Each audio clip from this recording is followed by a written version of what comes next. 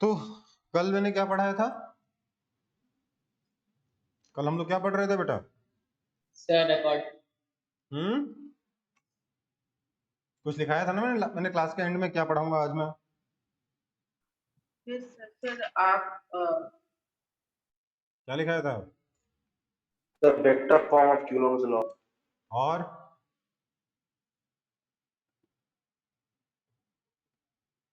Vector form बताया था, और क्या बताया था? दो चीजें लिखाई थी और बोला भी था नोट कर लेना, नेक्स्ट क्लास में मुझे पूछने की जरूरत पड़े तो तुरंत बता दो। कोई नोट ही नहीं किया।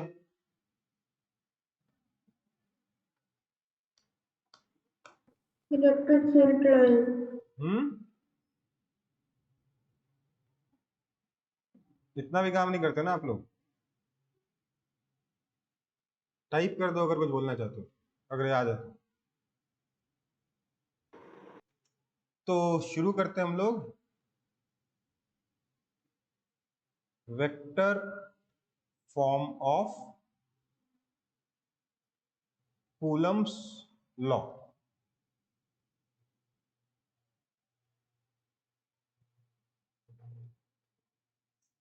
कूलम्स लॉ का वेक्टर फॉर्म।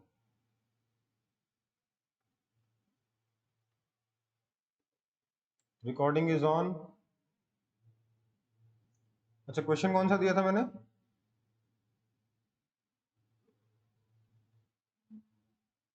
क्वेश्चन क्या था? शॉर्ट में बता सकता है कोई? एक क्वेश्चन भी दिया था ना? सर था find theta at which electric field is perpendicular to हाँ पी। हाँ। चलो पहले वो क्वेश्चन ही कर लेते हैं, फिर इस पे ठीक है। क्वेश्चन क्या था? आपके डाइपोल से रिलेटेड क्वेश्चन था, ज्यादा डिटेल में मैंने नहीं लिखा था, एकदम शॉर्ट में लिख दिया था। अपने जो नोटेशंस थे उसके यूजुअल मीनिंग थे। क्या था कि यूजुअल नोटेशंस में find theta at which electric field is perpendicular to dipole moment, है ना? किसी ने यस सर। किसी ने ट्राई किया इस क्वेश्चन को? नहीं किया?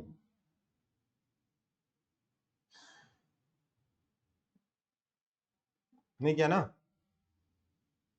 चलो देखते हैं।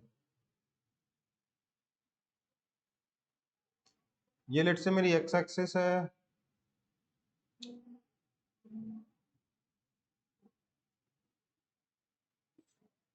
And this is my y axis. ठीक है, हमारे पास एक डाइपोल है, यहां पर रखा हुआ डाइपोल।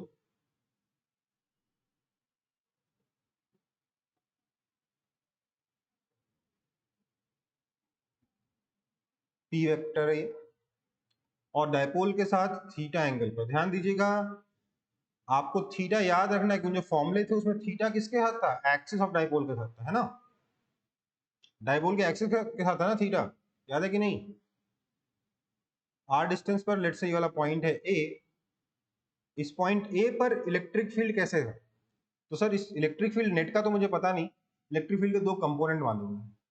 एक तो था सर रेडियल डायरेक्शन में ई रेडियल, और एक था टेंजेंशियल डायरेक्शन में ई टेंजेंशियल। ठीक है,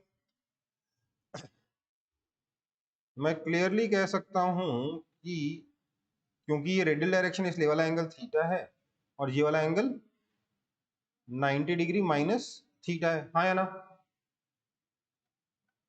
मुझे ये भी मालूम है कि ई रेडियल कितना होता है, बोलो जल्दी जल्दी।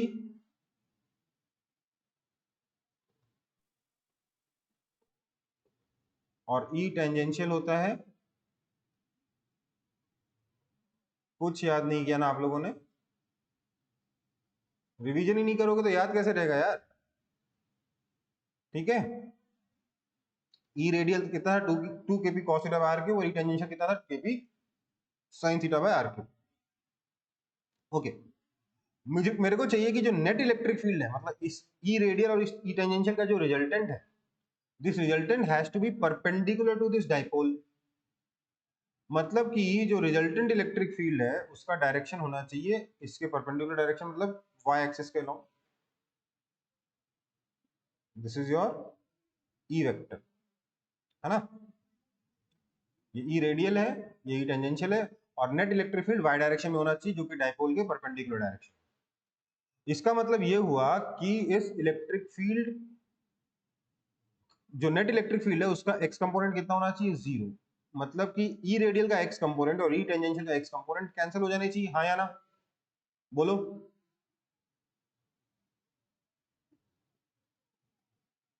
हाँ या ना, बोलो।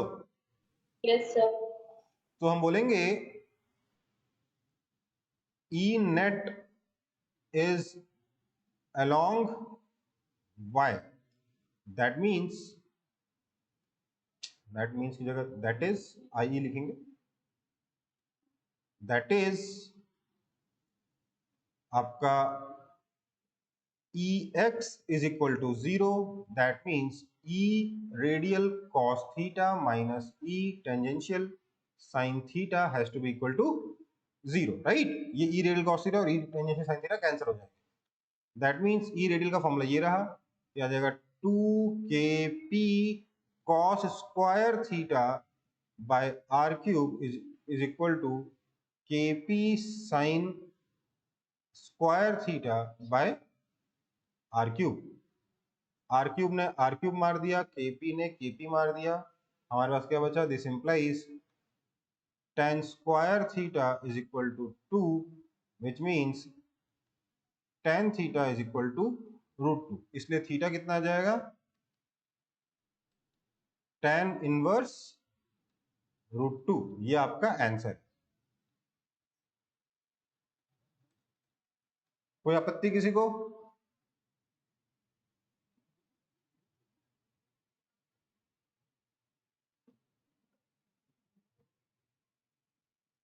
समझ में आया कि नहीं आया? आया सर। पक्का? Yes sir.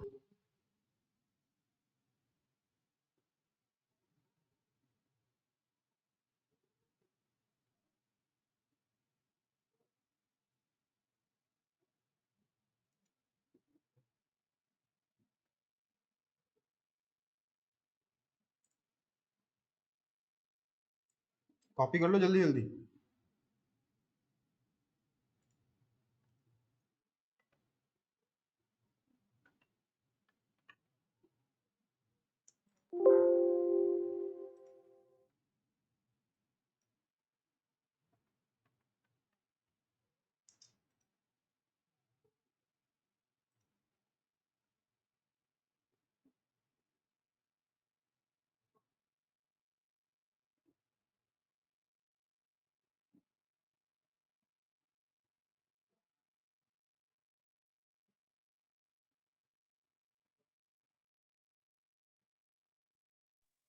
तो हाँ बेटा। सर वो डायग्राम में ई टी साइन थीटा कैसे होगा सर, वो कॉस थीटा होगा ना क्या? सर, वो ई टी साइन थीटा कैसे होगा? E T sine 90 degree minus theta होगा ना बेटा। ये एंगल कितना है, 90 डिग्री माइनस थीटा ना ये।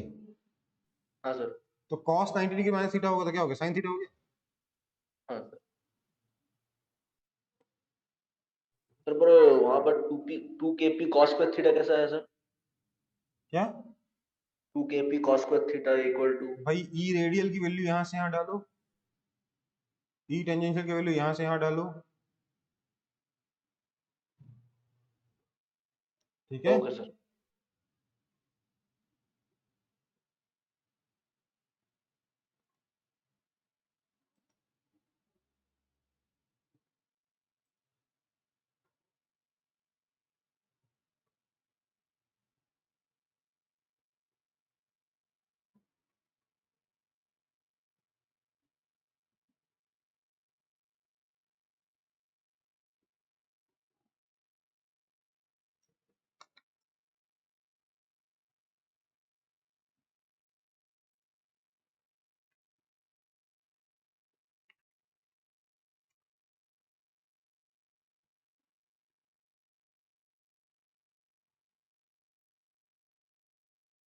हो गया सर। हो गया।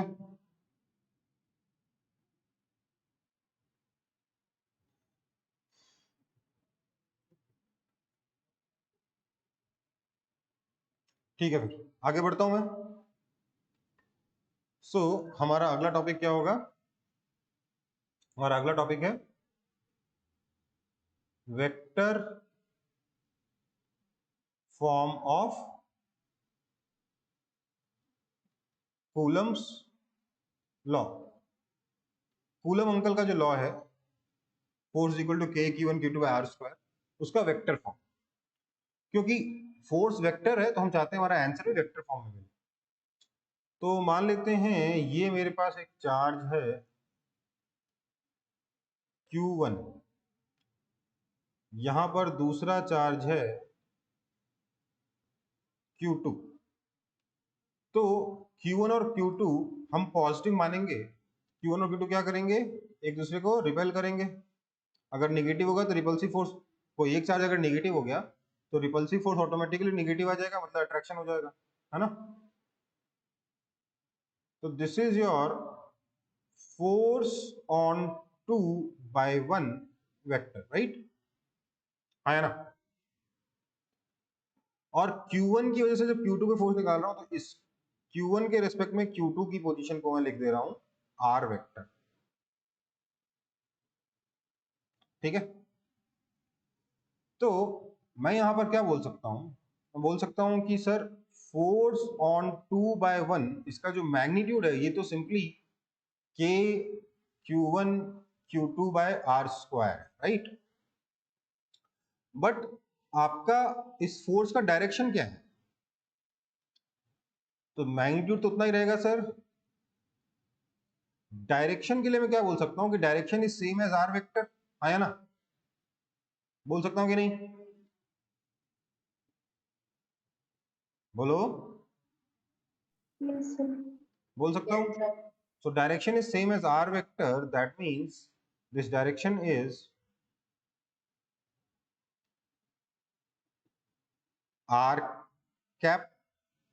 अब तो कोई दिक्कत नहीं है, magnitude into direction is vector, right.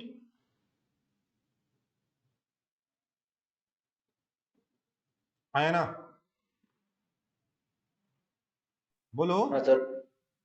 तो ये हो गया k q1 q2 by r square into r cap को क्या मैं r वेक्टर बाय r लिख सकता हूं? हाँ sir. So this means that force on 2/1 vector is equal to k q1 q2 by r cube times r vector, where r vector actually क्या है? Position of q2 with respect to q1, right? तो r vector को अगर सही से note करना चाहो तो इसको भी position of 2 with respect to 1 vector ऐसे लिखना चाहिए कि नहीं लिखना चाहिए? हाँ, है ना। तो इसलिए मैं लिख सकता हूँ force on 2/1 vector is equal to k q1 q2 by r21 cube r21 vector. ये हो गया आपका फाइनल फॉर्म। समझ में आई बात? ये कूलम्स लॉ का फाइनल फॉर्म है ना।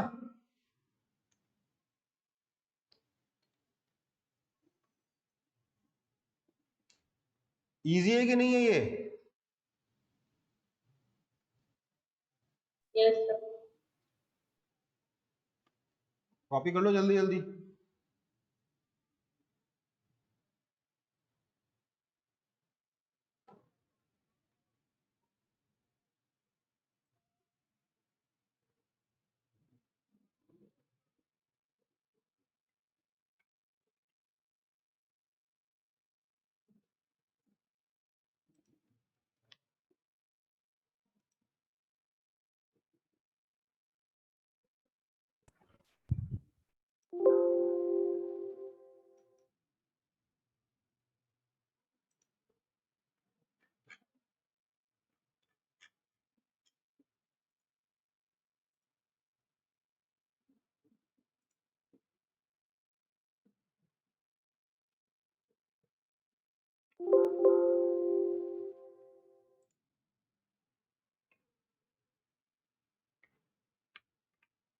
हो गया सर। हो गया।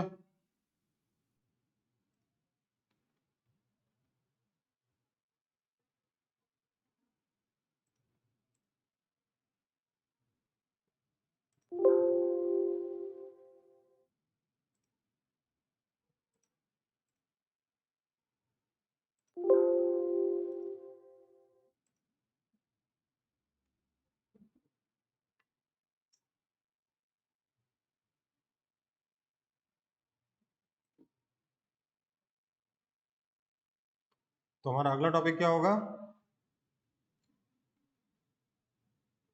इलेक्ट्रिक फील्ड ड्यू टू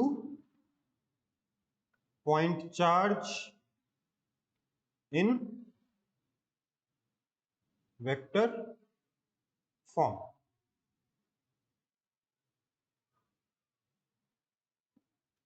ये मेरे पास एक पॉइंट चार्ज है, लेट्स से कैपिटल क्यू। इससे आर वेक्टर की लोकेशन पर ये जो पॉइंट है ए, इस पॉइंट ए पर मेरे को इलेक्ट्रिक फील्ड निकालना है, लेकिन इन वेक्टर फॉर्म। तो क्या लिखूंगा?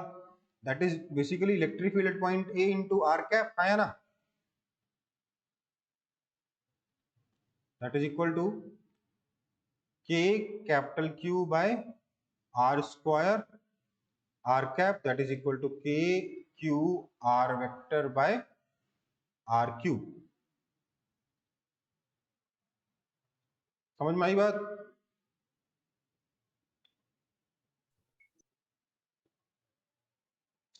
कोई दिक्कत? नहीं सर।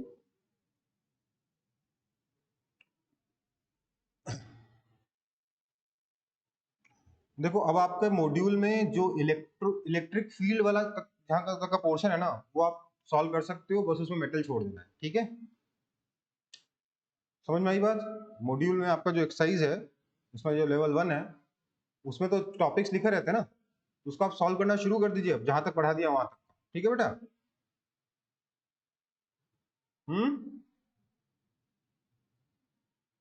Yes sir. बहुत कुछ पढ़ा चुका हूं, उनके ऊपर जो भी क्वेश्चंस हैं उनको सॉल्व कर लीजिएगा, ठीक है? आगे बढ़ रहा हूं। So electric field due to point charge in vector form मिल गया आपको। नेक्स्ट है आपका एग्जाम्पल। एग्जाम्पल में बोला गया कि ये y एक्सिस, ये x एक्सिस, यहां से r1 वेक्टर की लोकेशन पे एक चार्ज रखा है q1,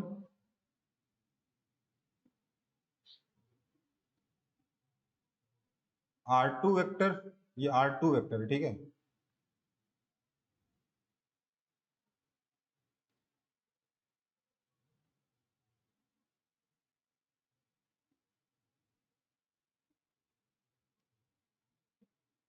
इस लोकेशन पे दूसरा चार्ज रखा हुआ है q2। बोला है कि एक जनरल पॉइंट है r वेक्टर की लोकेशन पे।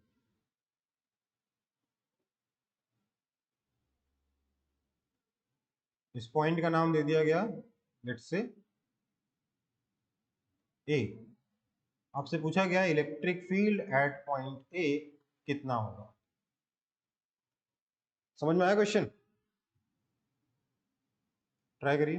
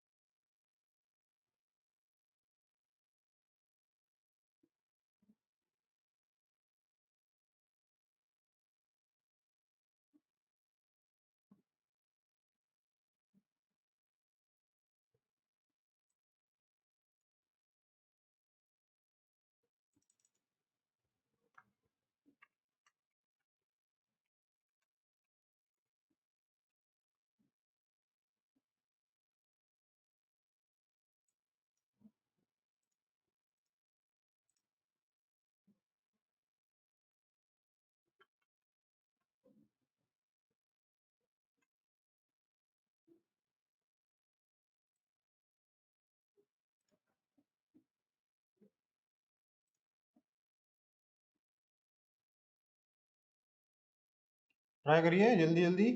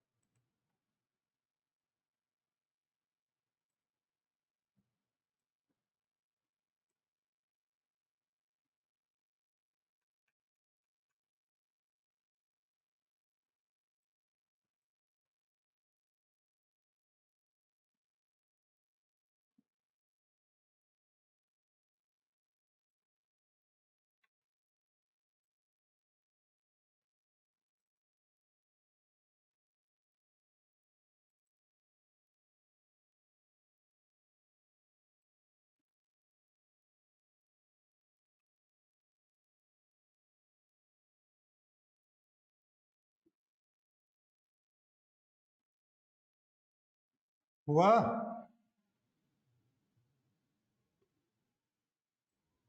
अरे भैया सॉल्व हुआ कि नहीं?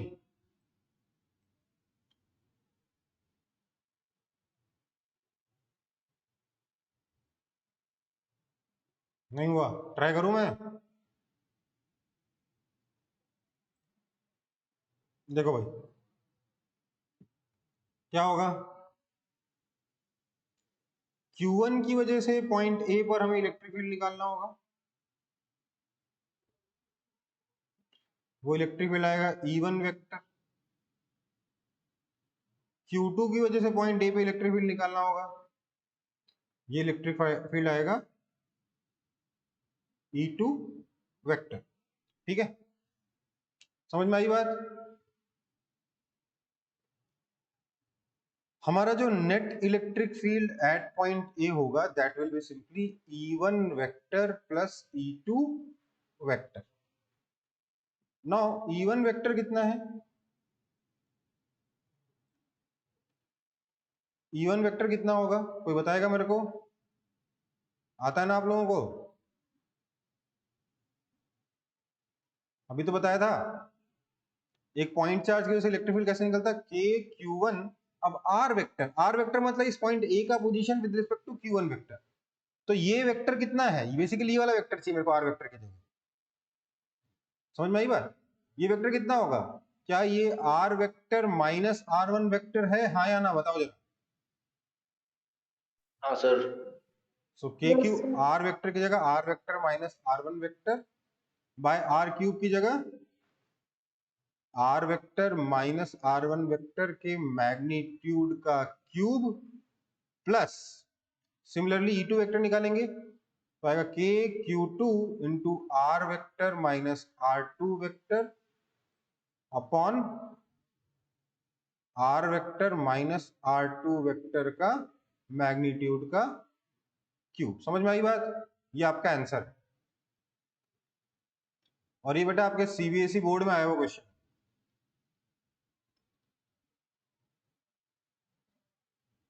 प्रीवियस ईयर क्वेश्चन है, इस साल का नहीं है, 4-5 साल पुराना क्वेश्चन है, मे बी 6 साल पुराना हो, वो निकालना है। हाँ यही, ये आंसर, ये एक्सप्रेशन जो है ना, ये आंसर यहीं तक निकालना है।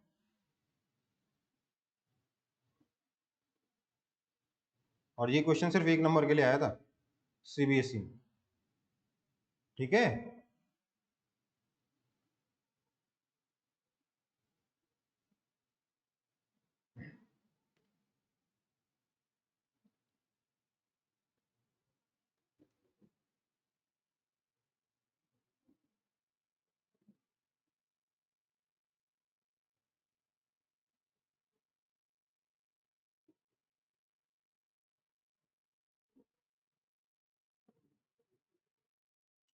मुझे पता है बहुत लोगों को समझ में नहीं आया, पर पता नहीं क्यों पूछ नहीं रहे हो। मैंने इसीलिए बोला कि सीबीएसई का क्वेश्चन है, ताकि आप लोगों को इंपॉर्टेंस समझ में आए कि हाँ भैया इतना तो आना चाहिए। सबको समझ में आ गया? सॉल्व तो किसी से नहीं हुआ था।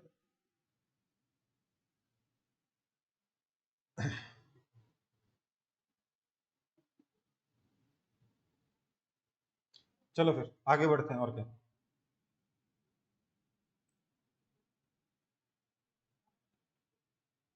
कोई रिस्पॉन्स ही नहीं कर रहे हो यार, मतलब लग रहा है पता नहीं किसको पढ़ा रहा हूँ, भूत को पढ़ा रहा हूँ, भगवान जाने।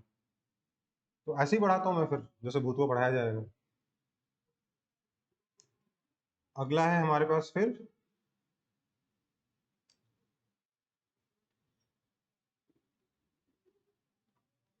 Graphs of electric field due to different configuration. कब कुछ के कराए थे, कुछ के नहीं कराए थे, याद है?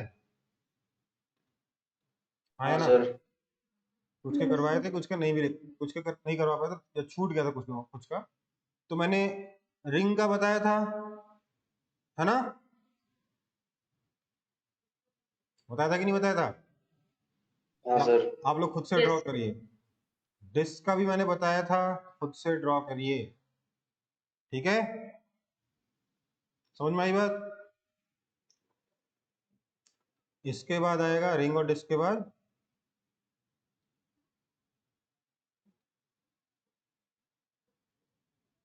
Hollow sphere. इसका ड्रॉ करवाया था मैंने, करवाया था ना? Yes sir. करिए ड्रॉ। सॉलिड स्फीयर का भी करवाया था, करवाया था कि नहीं? हाँ सर। ड्रॉ करिए, खुद से ड्रॉ करिए फटाफट इन सबका ग्राफ। आपको जगह ज्यादा लगेगी, मैंने यहाँ पे बहुत जल्दी जल्दी पास पास में लिख दिया।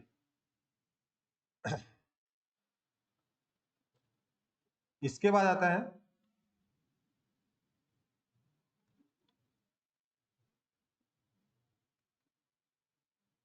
हॉलो सिलेंडर का।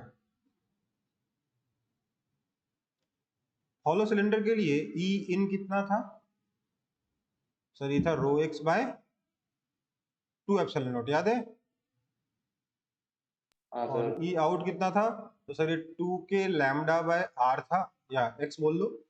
जहां पर लैम्डा कैसे मिला था? तो lambda into L is equal to sigma into 2 pi R into L, हाँ या ना?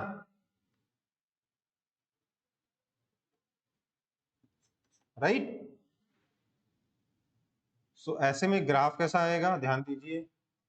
अगर मैं इलेक्ट्रिक फील्ड और एक्स के बीच में ग्राफ बनाऊंगा तो ग्राफ कैसा आएगा? अच्छा ये हॉलो नहीं, सॉलिड हो गया। हॉलो के अंदर तो जीरो था, तो ये सॉलिड का हो गया, ठीक है। हॉलो के अंदर तो जीरो था ना, तो यहाँ ग्राफ कैसा आएगा? इलेक्ट्रिक फील्ड एक्स के डायरेक्टली प्रोपोर्शनल अंदर, कब तक? X is equal to R तक, उसके बाद इनवर्सली प्रोपोर्शनल हो जाता है एक्स के, तो ये ऐसा, है ना? तो ये हॉलो नहीं है, सॉलिड था। हॉलो का कैसा होगा? बाहर वाला तो, अच्छा ये मैंने लैम्डा जो है उसका लिख दिया, कोई बात नहीं, इसको मिटा देता हूँ। यहाँ पर लैम्डा कितना है? तो sir lambda into L is equal to pi r square l into rho. That means lambda is equal to pi r square rho. ये आप यहाँ डालोगे तब जाके आपको आंसर मिलेगा, ठीक है। और वहीं अगर मैं हॉलो सिलेंडर के बारे में बात करूं,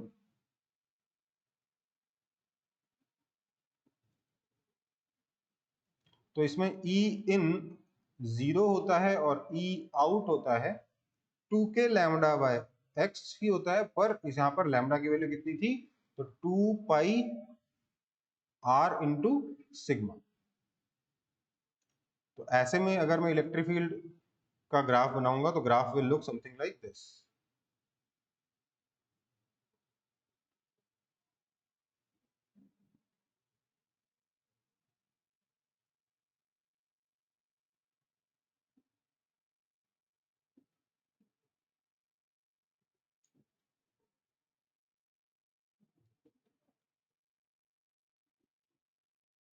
ठीक है,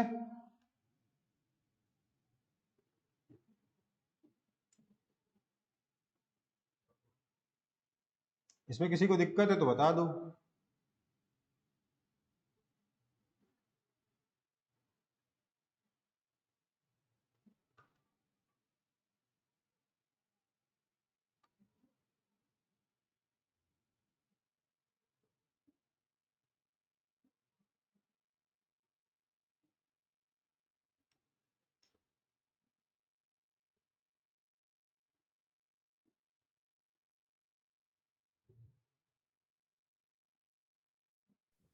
सर सॉलिड सिलेंडर में वो maximum value rho R by 2 epsilon naught है ना? हाँ, ये कितना है, रो आर बाय 2 एप्सिलॉन। बस क्या करना है, यहाँ पे x की जगह r डाल देना है। समझ में आई बात? आ जाएगा कि नहीं आ जाएगा? हाँ सर। Yes, sir.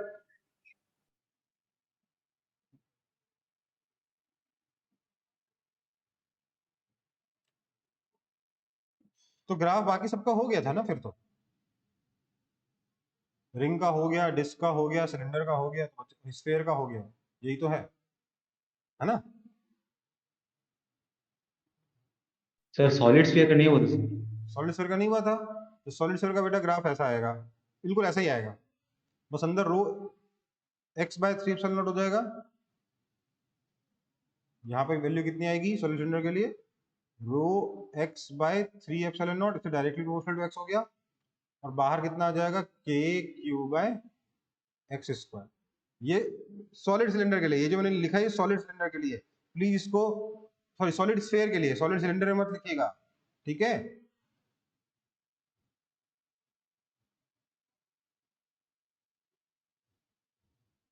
अंदर डायरेक्टली प्रोपोर्शनल टू एक्स है, स्ट्रेट लाइन अंदर।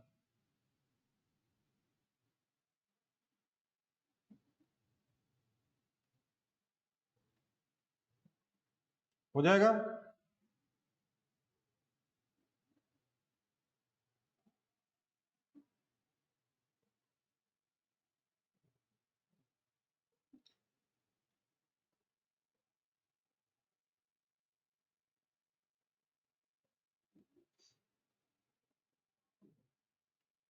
आगे बढ़ रहा हूं।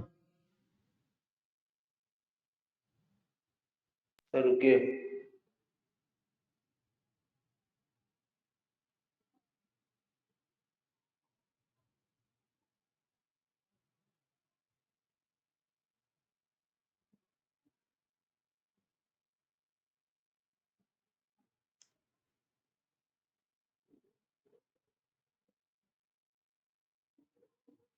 इन चीजों पर बेस्ड डायरेक्ट क्वेश्चंस आते हैं, इसलिए ध्यान तो रहनी चाहिए सारे ग्राफ्स वगैरह जो भी है। ओके बेटा।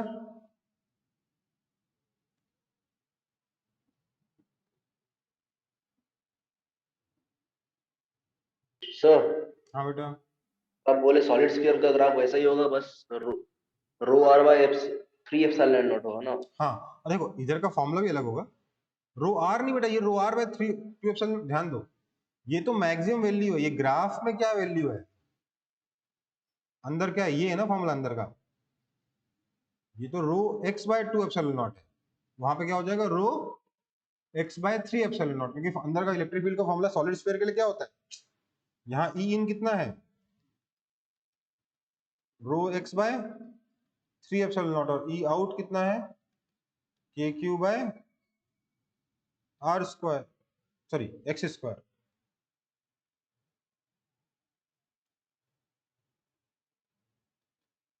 राइट।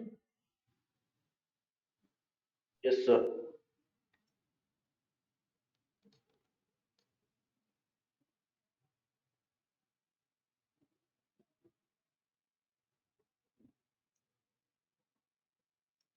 तो आगे बढ़ रहा हूं,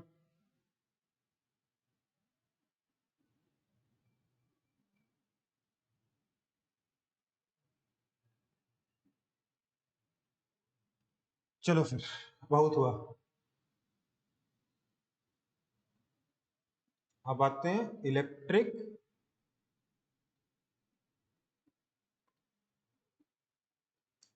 फील्ड लाइंस पर।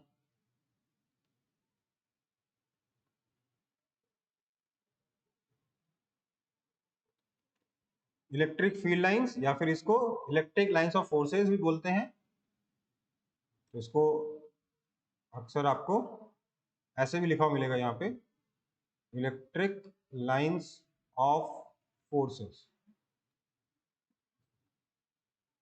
ठीक है। बेसिकली ये क्या है, इसकी क्या जरूरत पड़ी हमें इलेक्ट्रिक फील्ड लाइंस की, तो these are nothing but pictorial representation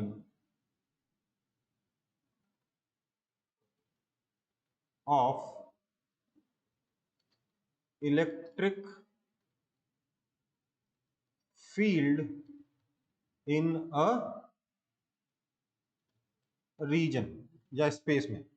किसी भी जगह पर इलेक्ट्रिक फील्ड कितना होगा, फॉर्मूला अपनी जगह पर अच्छी बात है, पर वो कैसे वेरी कर रहा है, इसको विजुअलाइज करने के लिए हम लोगों ने क्या किया, उसको कुछ लाइन से रिप्रेजेंट किया इलेक्ट्रिक फील्ड। उन लाइंस का नाम क्या दिया, इलेक्ट्रिक फील्ड लाइंस या फिर इलेक्ट्रिक लाइंस ऑफ फोर्सेस, ये इसका प्रॉपर नाम है, electric lines of forces, electric field lines भी बोलते हैं उसको, ठीक है।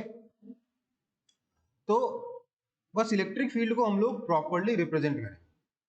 अब बात ये कि कैसे रिप्रेजेंट किया जाए, हाउ, तो बेसिकली इस इलेक्ट्रिक फील्ड लाइंस को ड्रॉ करने के लिए हमारे पास कुछ रूल्स हैं। क्या है, रूल्स टू ड्रॉ। पहला,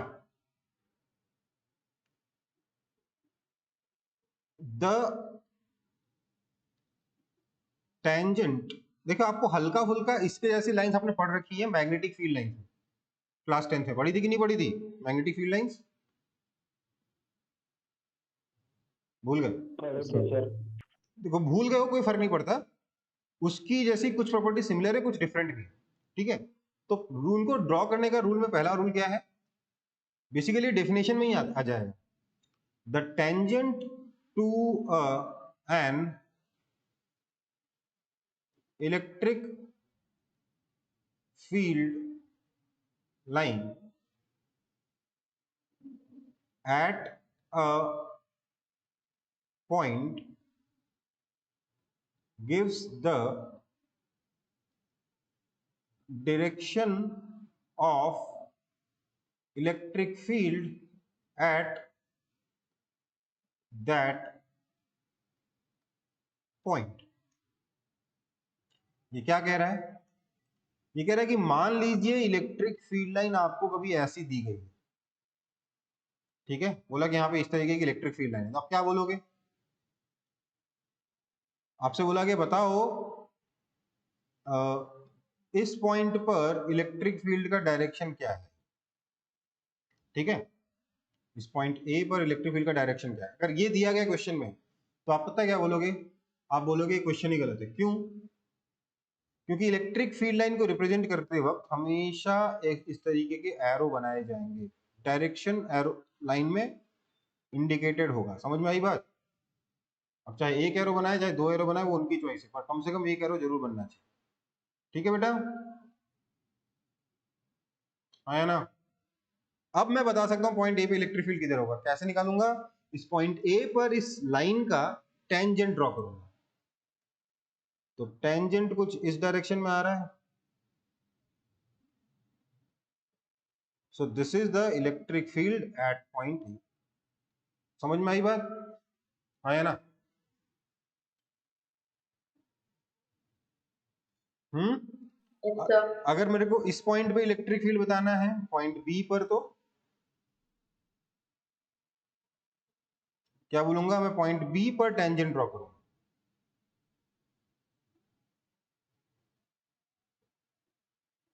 and this will be the direction of electric field at point B. Point B, समझ में आई बात?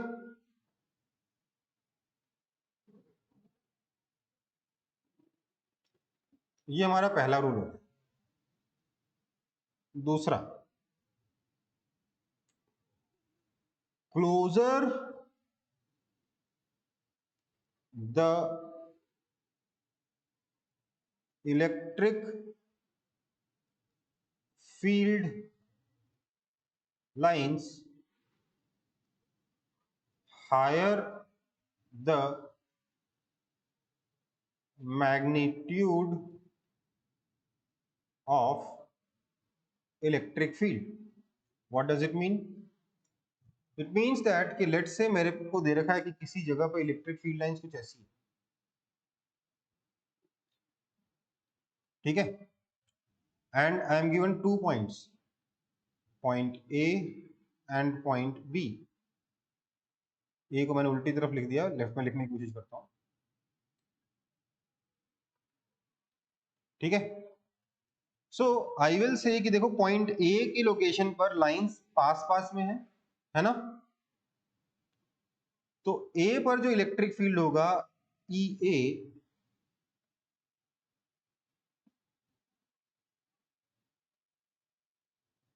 और बी पर जो इलेक्ट्रिक फील्ड होगा बी ई बी,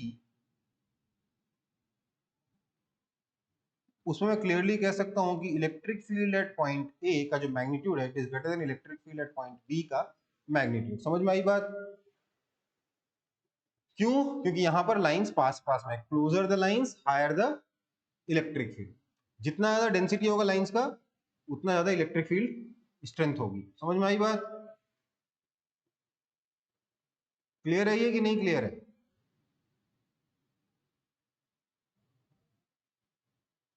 अगर आपसे कोई बोले write the definition of electric field lines और what are electric field lines, तो पता क्या लिखोगे? Electric field lines are lines drawn to represent electric field in a region in such a way that the tangent to an electric field line at a point always gives the direction of electric field at that point, and closer the electric field lines higher the magnitude of electric field, या फिर and the density of electric field lines represent the magnitude of electric field strength। समझ में आई बात? इस second point को ऐसे लिखने के जगह क्या लिख सकते हो?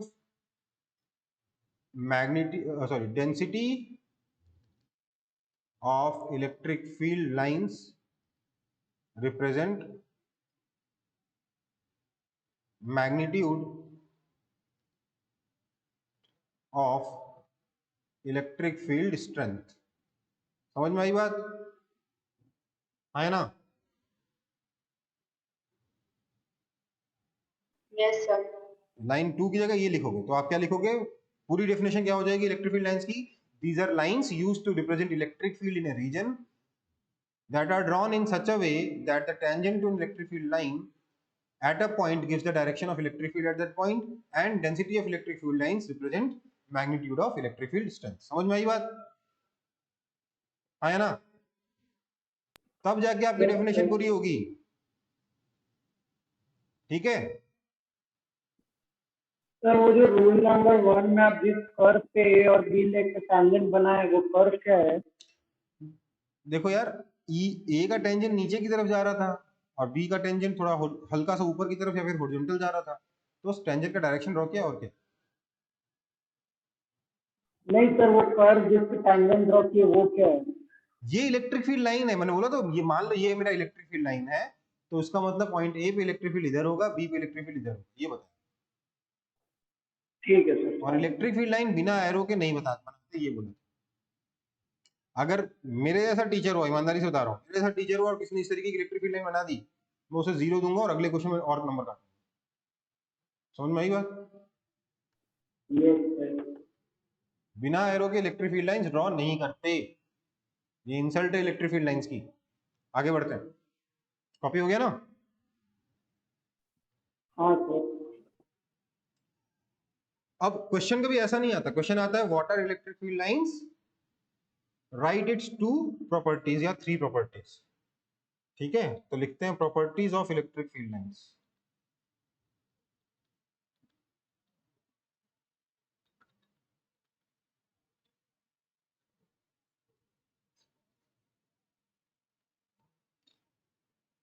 तो इसमें पहली प्रॉपर्टी क्या होगी? पहली प्रॉपर्टी है two electric field lines never intersect. कभी भी दो इलेक्ट्रिक फील्ड लाइंस इंटरसेक्ट नहीं करती हैं। समझ में आई बात? क्यों नहीं करती? क्योंकि देखिए, मान लेते हैं ये एक इलेक्ट्रिक फील्ड लाइन है और ये दूसरी इलेक्ट्रिक फील्ड लाइन है, ये दोनों इंटरसेक्ट कर गए, ठीक है, इस पॉइंट पर। तो समझो बात को, ये पहली वाली इलेक्ट्रिक फील्ड लाइन यहाँ पे बोल रही है कि इलेक्ट्रिक फील्ड का डायरेक्शन इधर होगा, यहाँ बोल रही है कि इलेक्ट्रिक फील्ड का डायरेक्शन इधर होगा, यहाँ बोल रही है कि इलेक्ट्रिक फील्ड का डायरेक्शन इधर होगा, राइट? और दूसरी वाली इलेक्ट्रिक फील्ड लाइन बोल रही नहीं, यहाँ पर इलेक्ट्रिक फील्ड का डायरेक्शन इधर होगा।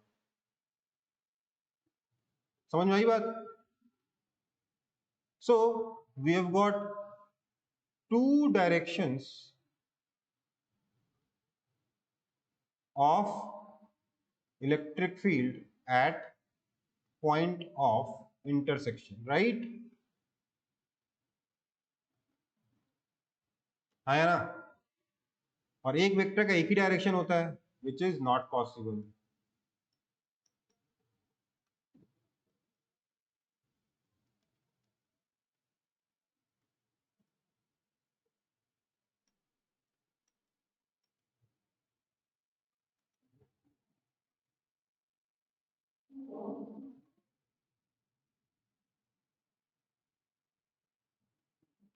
समझ में आई बात? हाँ या ना? Yes, sir. तो अगर दो इलेक्ट्रिक फील्ड लाइंस किसी पॉइंट पे इंटरसेक्ट करती हैं तो उस पॉइंट पे दो दो टेंजेंट बन जाएंगे, मतलब उस पॉइंट पे इलेक्ट्रिक फील्ड के दो पॉसिबल डायरेक्शन है, which is not possible. B,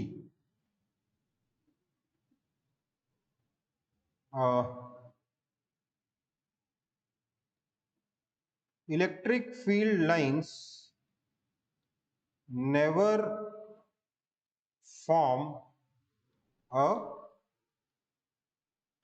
closed loop। Electric field lines कभी भी क्लोज लूप नहीं बनाती। अब आप बोलोगे सर मैग्नेटिक फील्ड लाइंस में पढ़ाया था हमेशा क्लोज लूप बनाती है। हाँ, तो मैग्नेटिक फील्ड लाइंस की प्रॉपर्टी थी, इलेक्ट्रिक फील्ड लाइंस नहीं बनाती, कहानी खत्म। क्यों नहीं बनाती ये समझते हैं। मान लेते हैं इलेक्ट्रिक फील्ड लाइन ने कोई क्लोज लूप बना दिया,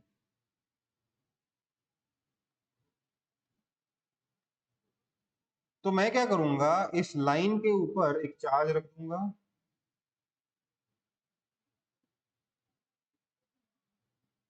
और इस चार्ज को इसी लाइन के अलॉन्ग मूव करने के लिए मजबूर कर दूंगा। समझ में आई बात? हाँ है ना? तो अगर ये चार्ज इसी लाइन के अलॉन्ग मूव करता है, सो इन अ कंप्लीट लूप आप देखेंगे कि एट एनी पॉइंट इस पे टेंजेंशियल डायरेक्शन में फोर्स लग रहा है कि नहीं लग रहा? तो इसलिए वर्क डन जो है वो पॉजिटिव आ जाएगा।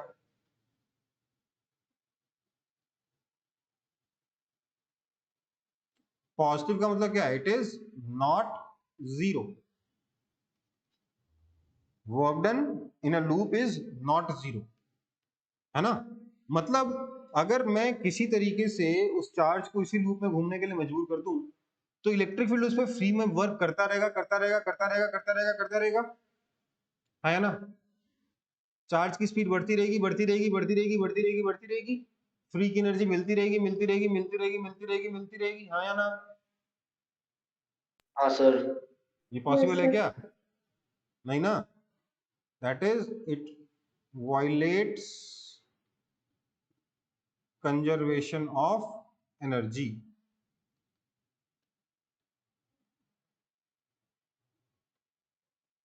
तो अगर क्लोज लूप बना दिया इलेक्ट्रिक फील्ड लाइन है तो एनर्जी का कंजर्वेशन ही वायलेट हो जाएगा, इसलिए इलेक्ट्रिक फील्ड लाइंस कभी भी क्लोज लूप नहीं बना सकते। ठीक है बेटा। Yes, sir. अगला कॉपी कर लिया इसको, करो जल्दी जल्दी। जी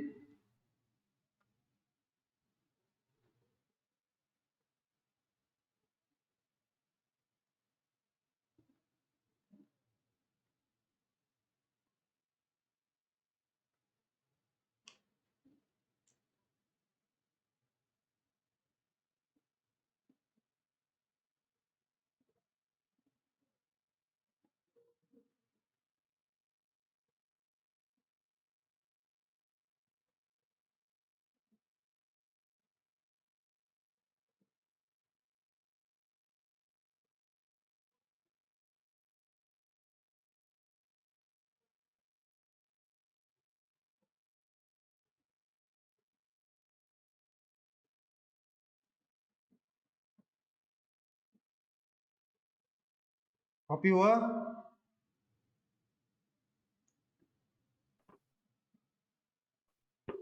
हाँ सर। हो गया, चलो।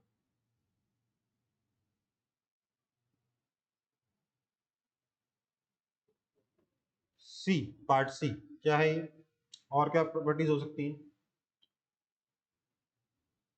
अब अगर कोई चीज क्लोज लूप नहीं बनाएगी तो मतलब क्या, कहीं से शुरू होगी और कहीं खत्म होगी, हाँ या ना।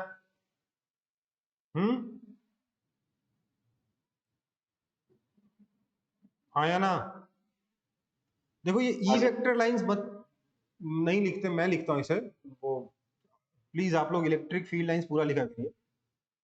तो इलेक्ट्रिक फील्ड लाइंस जो है कहीं से शुरू होंगी कहीं पे खत्म होंगी। तो इलेक्ट्रिक फील्ड लाइंस ओरिजिनेट, अब ध्यान दीजिए कई लोग लिख देते स्टार्ट, स्टार्ट मत बोलना यार, ये स्कूटर नहीं है, कार नहीं जो स्टार्ट होता है, समझ में आई बात। रिवर कहीं से स्टार्ट नहीं होती, ओरिजिनेट होती है ना, हाँ या ना। So electric field lines originate at either a positive charge और इंफिनिटी, ठीक है। एंड एंड नहीं बोलेंगे, क्या बोलेंगे, टर्मिनेट बोलेंगे, स्टॉप नहीं लिखेंगे, टर्मिनेट। हाँ, ओरिजिनेट टर्मिनेट की जगह बिगिन एंड एंड लिख सकते हो, and terminate at either a negative charge और इंफिनिटी, ठीक है। इलेक्ट्रिक फील्ड लाइन शुरू होगी तो कहां शुरू होगी, या तो पॉजिटिव चार्ज से शुरू होगी या इंफिनिटी से शुरू होगी, और खत्म कहां होगी, या तो नेगेटिव चार्ज पे खत्म होगी या फिर इंफिनिटी पे। ध्यान दीजिएगा, वैसे हमेशा पॉजिटिव से शुरू होती है, नेगेटिव पे खत्म होती है, पर अगर आसपास में कोई नेगेटिव चार्ज है ही नहीं तो पॉजिटिव से शुरू तो हो गई, अब खत्म होने कहां जाए, तो नेगेटिव चार्ज की तलाश में दूर दूर तक चली जाती है, इंफिनिटी तक चली जाती है, समझ में आई बात, है ना। तो फर्स्ट प्रेफरेंस क्या रहेगी, हमेशा चार्ज रहेगा। कहने का मतलब ये समझ लो कि मान लेते हैं कि मेरे पास यहां पर एक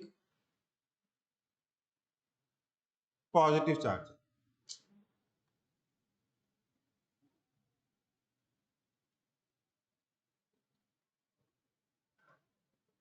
मेरे पास यहां पर एक पॉजिटिव चार्ज, सर ये समझ में नहीं आ रहा कलर। प्लस क्यों लिखा है बेटा, इसलिए ऐसा कलर यहाँ पे यूज कर लो जहाँ पे कोई सिग्निफिकेंस नहीं है उसका। अब क्या होगा, इलेक्ट्रिक फील्ड लाइंस यहां से ओरिजिनेट होंगी पॉजिटिव चार्ज से,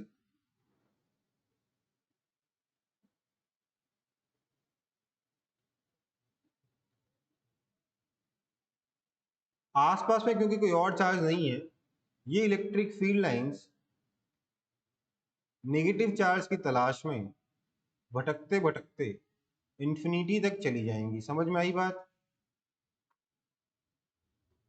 आया ना?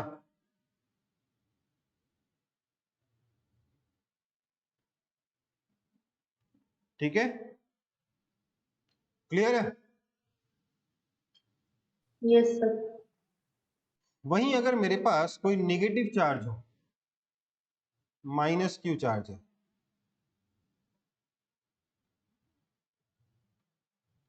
तो इसकी इलेक्ट्रिक फील्ड लाइंस यहां पर आके टर्मिनेट होंगी,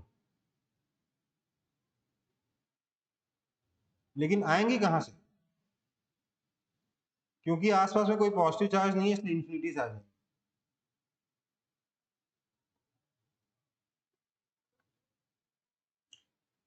समझ में आई बात?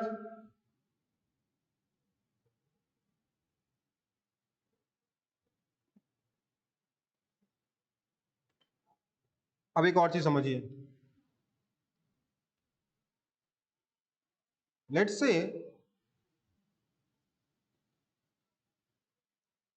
हमारे पास कोई ऐसा सिस्टम है जिसमें प्लस क्यू चार्ज और माइनस क्यू चार्ज दोनों आसपास में, दोनों इक्वल मैग्नीट्यूड के हैं फिलहाल इस पर्टिकुलर केस के लिए। तो इलेक्ट्रिक फील्ड लाइंस कैसी होंगी? पॉजिटिव से शुरू होगी, नेगेटिव पे टर्मिनेट होगी।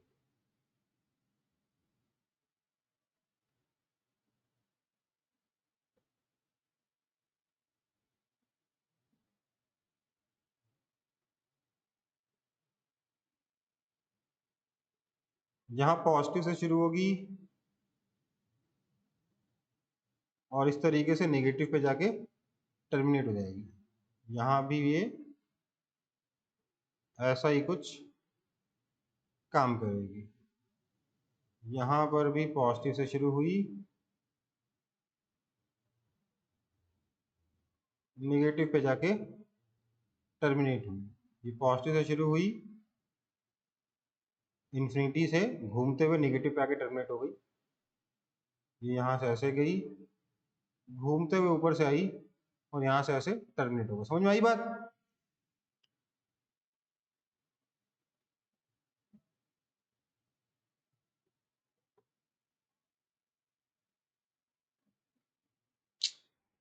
समझ गया ना ये?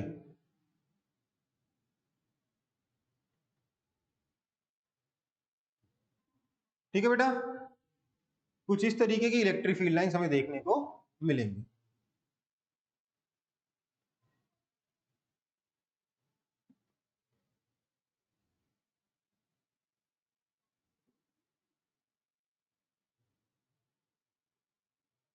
ध्यान दीजिएगा, आप ये नहीं बोलोगे कि सर एक पॉजिटिव और नेगेटिव को रख दिया तो दोनों लाइंस बनाए थे, कहानी खत्म हो गई। नहीं, ध्यान दीजिएगा, electric field lines are used to represent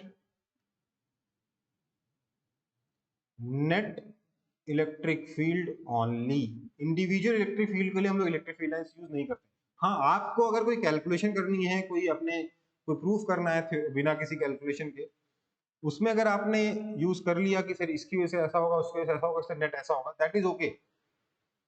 but आप कभी ये नहीं कह सकते कि सर मेरे पास ये दो चार्जेस हैं, एक पॉजिटिव है एक नेगेटिव है, दोनों की इलेक्ट्रिक फील्ड लाइंस बनी हुई, दोनों को पास पास में ले आओ, इलेक्ट्रिक फील्ड लाइंस बनी हुई रह गई।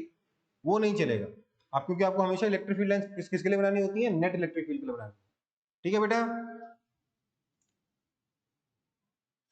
Yes, sir. कॉपी कर लो फटाफट।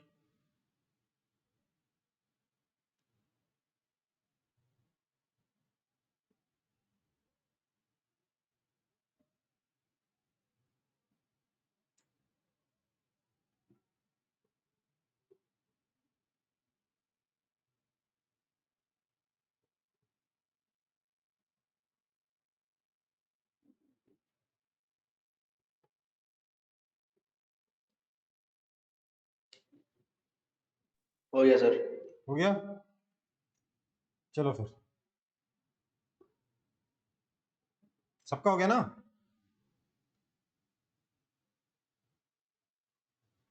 ठीक है, अगला देखते हैं। डी क्या कह रहा है? ये कह रहा है इलेक्ट्रिक फील्ड लाइंस, नहीं sir, sorry sorry,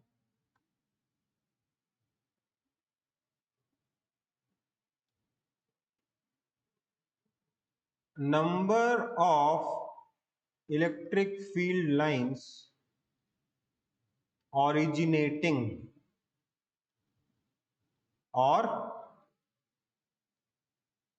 terminating at a charge। देखो पॉजिटिव चार्ज होगा तो ओरिजिनेट होगा, नेगेटिव चार्ज होगा तो टर्मिनेट होगा, राइट? तो number of electric field lines originating और terminating at a charge is directly proportional to magnitude of charge। ठीक है, कितनी इलेक्ट्रिक फील्ड लाइंस किसी चार्ज पे ओरिजिनेट हो रही है या टर्मिनेट हो रही है, किस पे डिपेंड करेगा? ये उस चार्ज के मैग्नीट्यूड पे डिपेंड करेगा। जितना ज्यादा चार्ज होगा उतनी ज्यादा इलेक्ट्रिक फील्ड लाइंस ओरिजिनेट होंगी या फिर टर्मिनेट होंगी। पॉजिटिव होगा तो ओरिजिनेट, नेगेटिव होगा तो टर्मिनेट। ठीक है, कोई दिक्कत है इसमें?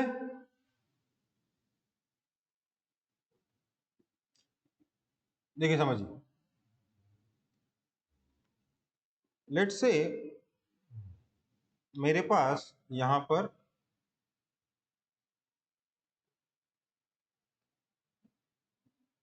चार्ज है Q,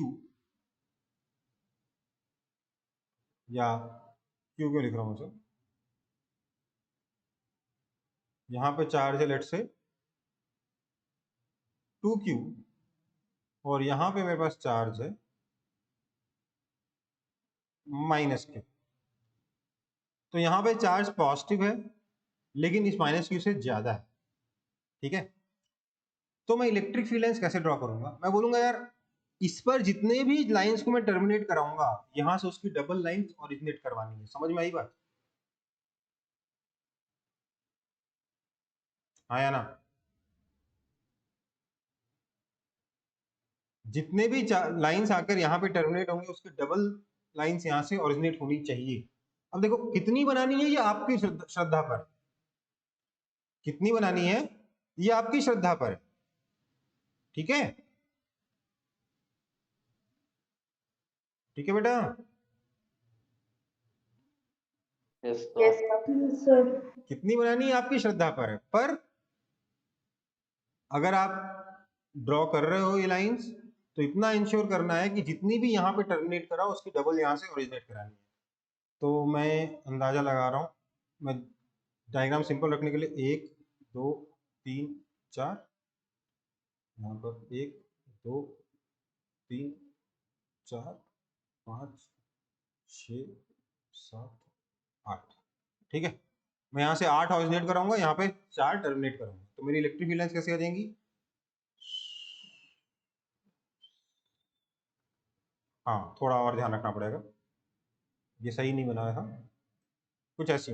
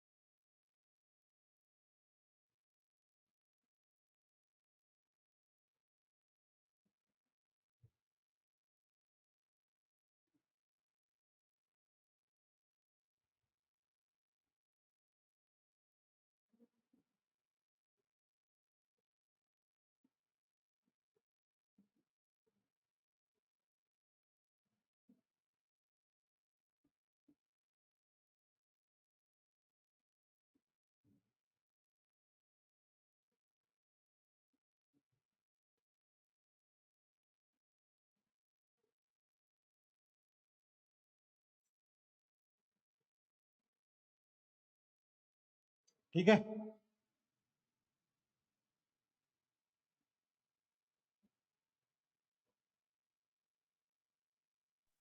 सर हम्म सर वो जो एक्स्ट्रा चार्ज जो जा रहे हैं सर, ये वो इन्फिनिटी इन्फिनिटी में टर्मिनेट हो गए सर। ये इन्फिनिटी पे टर्मिनेट होंगे ना, इनके पास ऑप्शन ही नहीं है, हाँ सर वही वो। है ना। समझ में आया कि नहीं आया?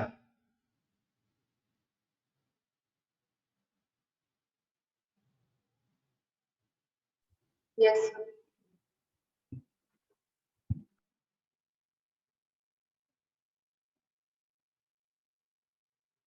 इसमें एक चीज ध्यान दीजिएगा, यहां से दूर तक स्ट्रेट रहेगा, यहां बहुत पास में स्ट्रेट रहेगा, इसके आसपास में कर्व ज्यादा होगा। क्यों?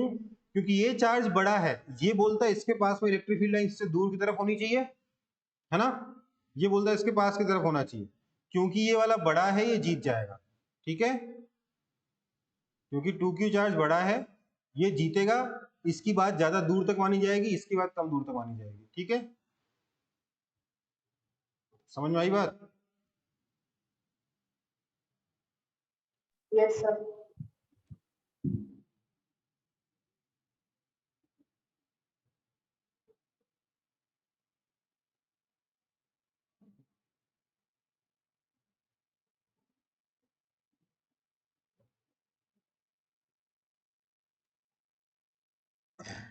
आगे बढ़े। Yes, sir. Yes sir. ठीक, ई है point E, electric field lines are absent inside a conductor. एक कंडक्टर के अंदर इलेक्ट्रिक फील्ड लाइंस नहीं होती हैं। ठीक है बेटा,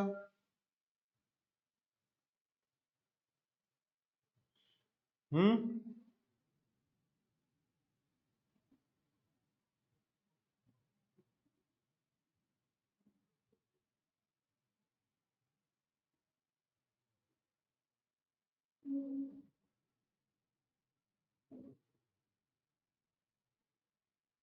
electric field lines are absent inside a conductor. ठीक है, क्यों? क्योंकि as electric field is zero, जहां इलेक्ट्रिक फील्ड ही नहीं हुआ, इलेक्ट्रिक फील्ड लाइंस क्या करेंगी, है ना।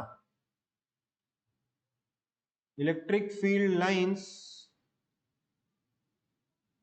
at the surface of a conductor is along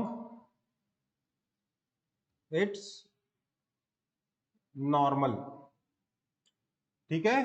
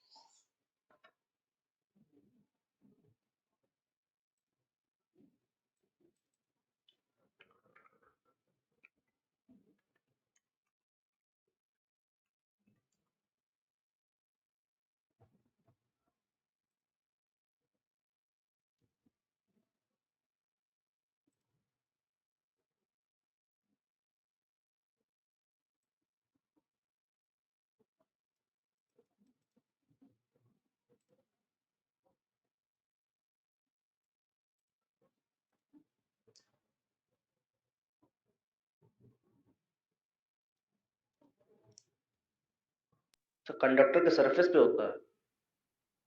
देखो बात सुनो, हमारे पास कोई भी जो कंडक्टर होगा, इसके अंदर तो इलेक्ट्रिक फील्ड ही जीरो है, तो अंदर तो इलेक्ट्रिक फील्ड लाइंस होने का सवाल ही नहीं उठता। पर मान लेते हैं बाहर में कोई चार्ज है Q, इसकी वजह से जो इलेक्ट्रिक फील्ड लाइंस आ रही हैं, वो जब भी इस सरफेस पे जाएंगी तो हमेशा सरफेस के नॉर्मल डायरेक्शन में ही टर्मिनेट होंगी। समझ में आई बात? समझ में आया कि नहीं आया?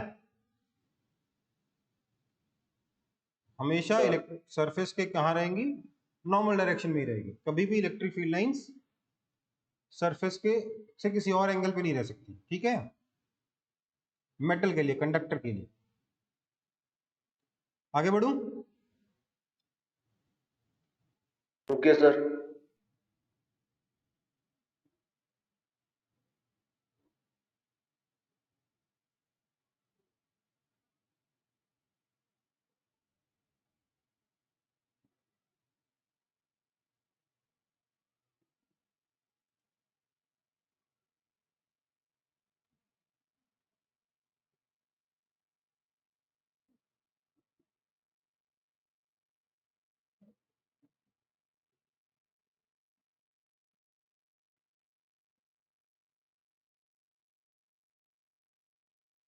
हो गया चलो सर।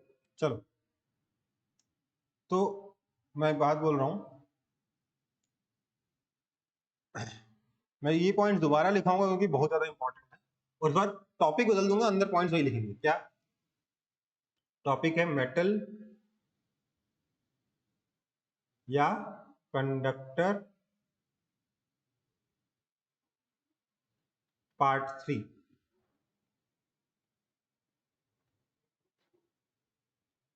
ठीक है, क्या होगा इसमें?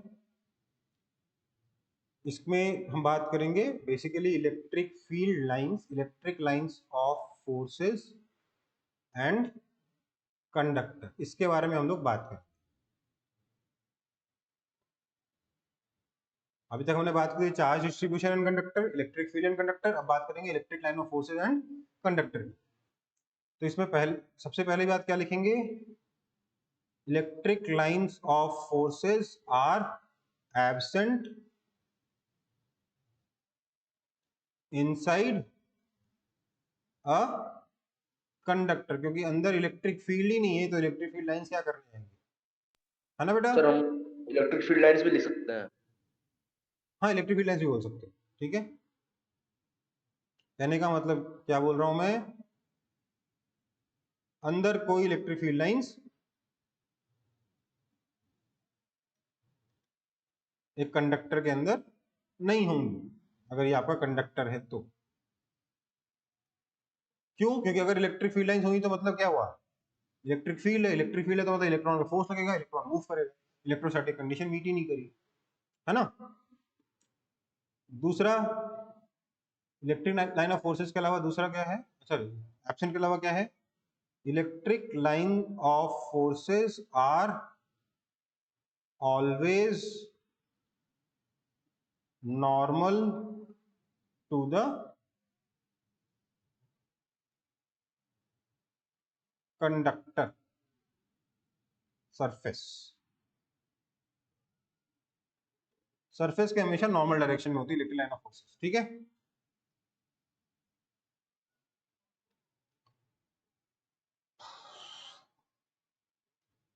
Is it done?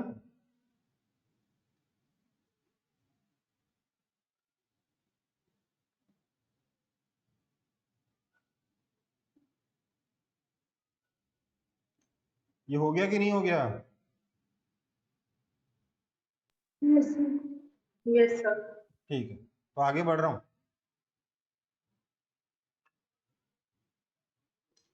तो मेटल या कंडक्टर हो चुका है, इलेक्ट्रिक फील्ड लाइंस की प्रॉपर्टीज देख चुके हैं, ओके। तो अब सीधे एग्जांपल पे आ जाते हैं। Which of the following electric field lines are not possible? पहला है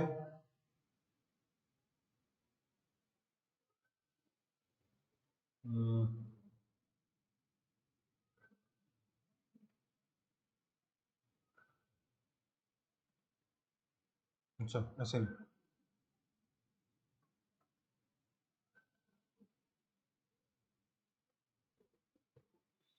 पहला है कि इलेक्ट्रिक फील्ड लाइंस ऐसी हैं,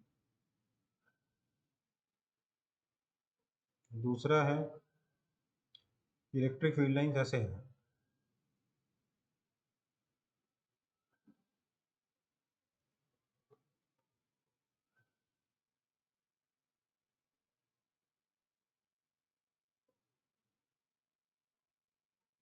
तीसरा है कि आपके पास एक कंडक्टर है,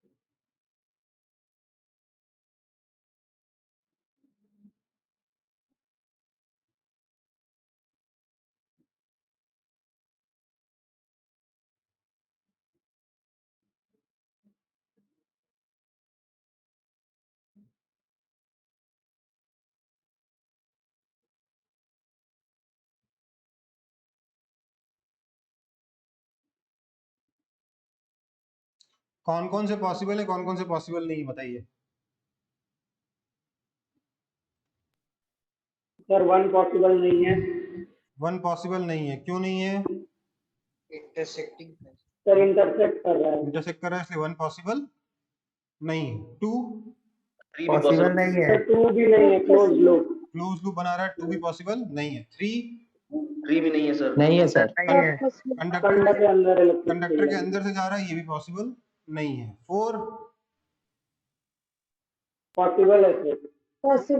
4 भी पॉसिबल नहीं है, क्योंकि ये 90 सर डिग्री बन रही है। सरफेस पे नहीं बना रहा परपेंडिकुलर। 90 डिग्री नहीं बना रहा ना, हाँ सर। ठीक है। Yes sir. फिर 5 पॉसिबल नहीं है क्यों नहीं है? सर, क्योंकि प्लस क्यू से की तरफ चार्ज जा रहा है, उससे हाँ। निकल रहा है। 6 पॉसिबल है। पॉसिबल है सर। 6 पॉसिबल पॉसिबल है लग रहा है। सर। देखो 6 ही अपने आप में एक क्वेश्चन, बाकी तो बेसिक ही थे। ध्यान दो, अगर मैं यहां पर देखो, ये थोड़ा याद रखने वाला टाइप है, क्योंकि ये क्वेश्चन अगर आ गया तो एग्जाम में एकदम से चमकेगा नहीं आप लोगों को। पॉइंट ए पे इलेक्ट्रिक फील्ड ज्यादा है कि कम है इन कंपैरिजन टू बी, बताइए तो। सर ज्यादा है। तो एक काम करता हूँ, मैं एक पॉइंट लेता हूँ सी, एक पॉइंट लेता हूँ डी। ये रेक्टेंगल बना लिया मैंने, बना सकता हूँ कि नहीं बना सकता?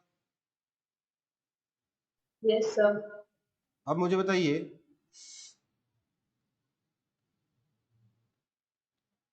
अगर मैं एक चार्ज को लेकर ए से बी तक जाऊं, एक चार्ज को लेकर अगर मैं ए से बी तक जाऊं, तो मुझे बताइए उस चार्ज पे पूरे रास्ते फोर्स तो डायरेक्शन ऑफ मोशन के परपेंडिकुलर डायरेक्शन में लगेगा, हाँ या ना? हाँ सर। तो इस प्रोसेस में वर्क कितना हो जाएगा? 0 होगा, है ना? हाँ सर। बी से सी में कुछ वर्क होगा, इस पॉइंट को डी बोल रहे हैं। सी से डी में कुछ और वर्क होगा, कितना होगा सी से डी में? बताइए तो। 0 होगा फिर से।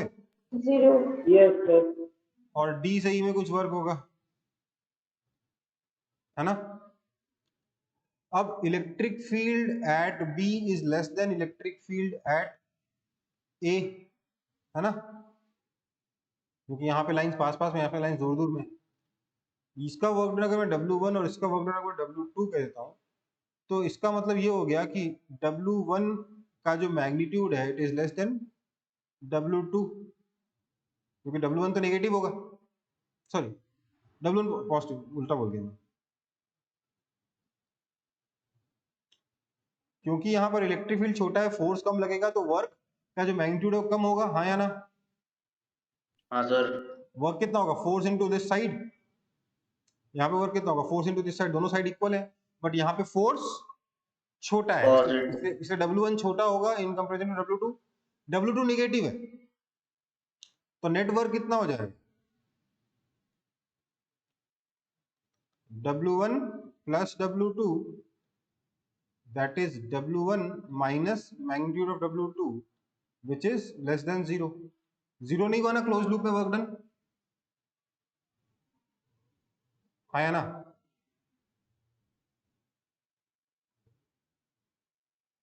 यार यहाँ पे वर्क ज्यादा है क्योंकि फोर्स ज्यादा है, यहाँ पे फोर्स कम है इसलिए वर्क कम है। पॉजिटिव कम है, नेगेटिव ज्यादा है, तो नेटवर्क क्या हो गया? नेगेटिव हो गया ना? Yes, sir. नेटवर्क नेगेटिव हुआ कि नहीं हुआ? हाँ सर वो भी। इसलिए ये भी पॉसिबल नहीं है। देखो, पैरेलल लाइंस अगर इक्वली स्पेस्ड है तो इसका मतलब क्या हो जाएगा? यूनिफॉर्म इलेक्ट्रिक फील्ड हो जाएगा। क्या हो जाएगा? यूनिफॉर्म इलेक्ट्रिक फील्ड हो जाएगा अगर पैरेलल लाइंस इक्वली स्पेस्ड है। लेकिन अगर पैरेलल लाइंस इक्वली स्पेस्ड नहीं है तो ऐसा फील्ड पॉसिबल ही नहीं है, इलेक्ट्रिक फील्ड। समझ में आई बात? Yes sir. Yes. ओके, तो आगे बढ़ते सर हैं। यहाँ पर क्या रीजन बोला सर, क्यों नहीं हुआ? Because work done in close loop is not 0।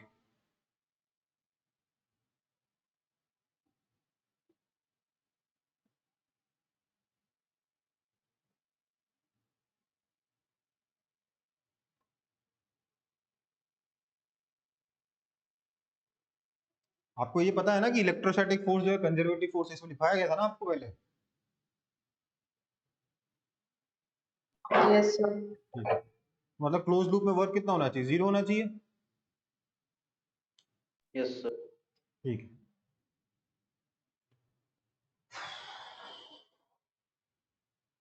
आपकी क्लास कितने बजे तक है? 3:30 तक है कि 5:30 तक है कि 5:45 तक है? सर 5:45। 45। तो ये छयों के छयों केसेस पॉसिबल नहीं है। ठीक है बेटा? Yes sir. ठीक, आगे बढ़ रहा हूं।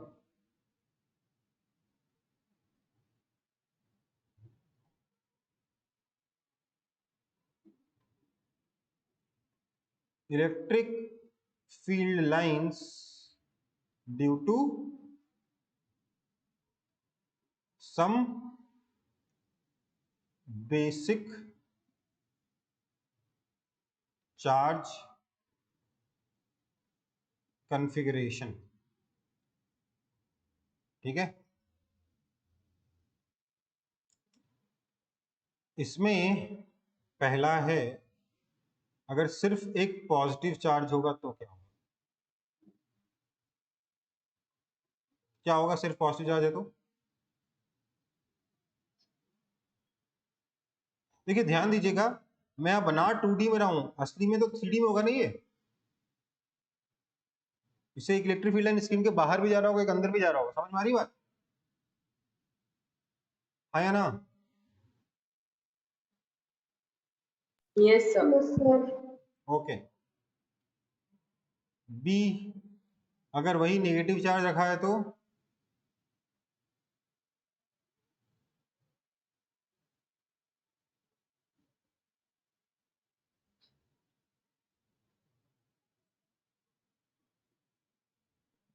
ठीक है।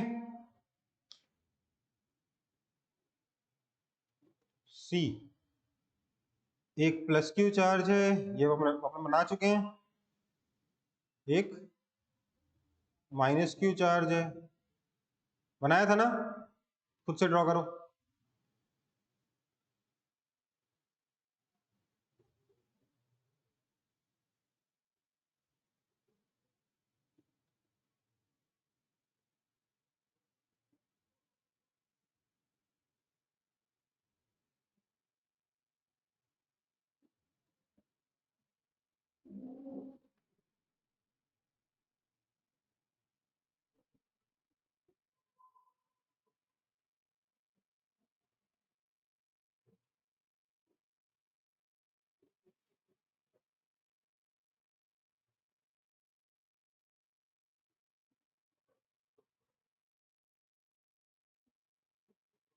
समझ में आई बात?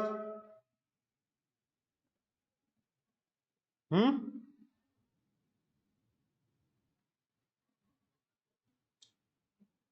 Yes, sir. एक तरफ 2q चार्ज था, एक तरफ माइनस क्यू चार्ज था, ये भी आप बना चुके हो। Yes sir. इसको फिर से ड्रॉ कर लीजिए फटाफट, मेरे बनाने में बहुत मेहनत हो जाएगी यहाँ पे। ठीक है।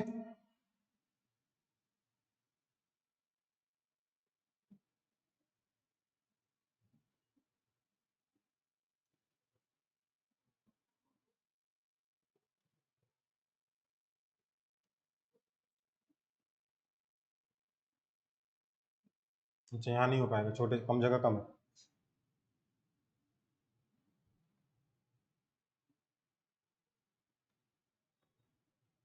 आगे बढ़े। Okay sir.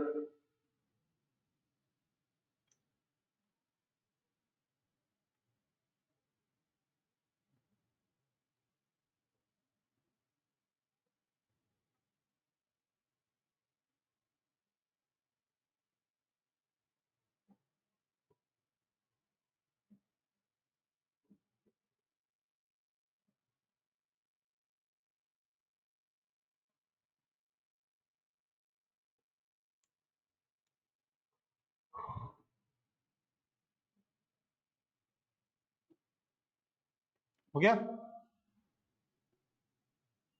Yes, sir. ई, मेरे पास एक चार्ज Q यहाँ है और एक और सेम चार्ज Q यहाँ है। इसकी लाइंस ड्रॉ करने के लिए मैं थोड़ा रेफरेंस के लिए ब्लैक लाइन से दोनों को जोड़ देता हूँ।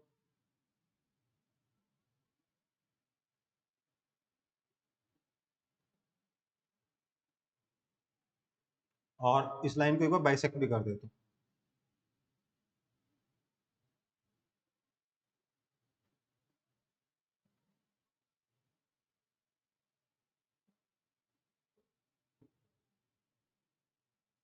अच्छा, एक चीज थोड़ा सा नोट करिएगा पिछले पेज पे। सी को देखिए,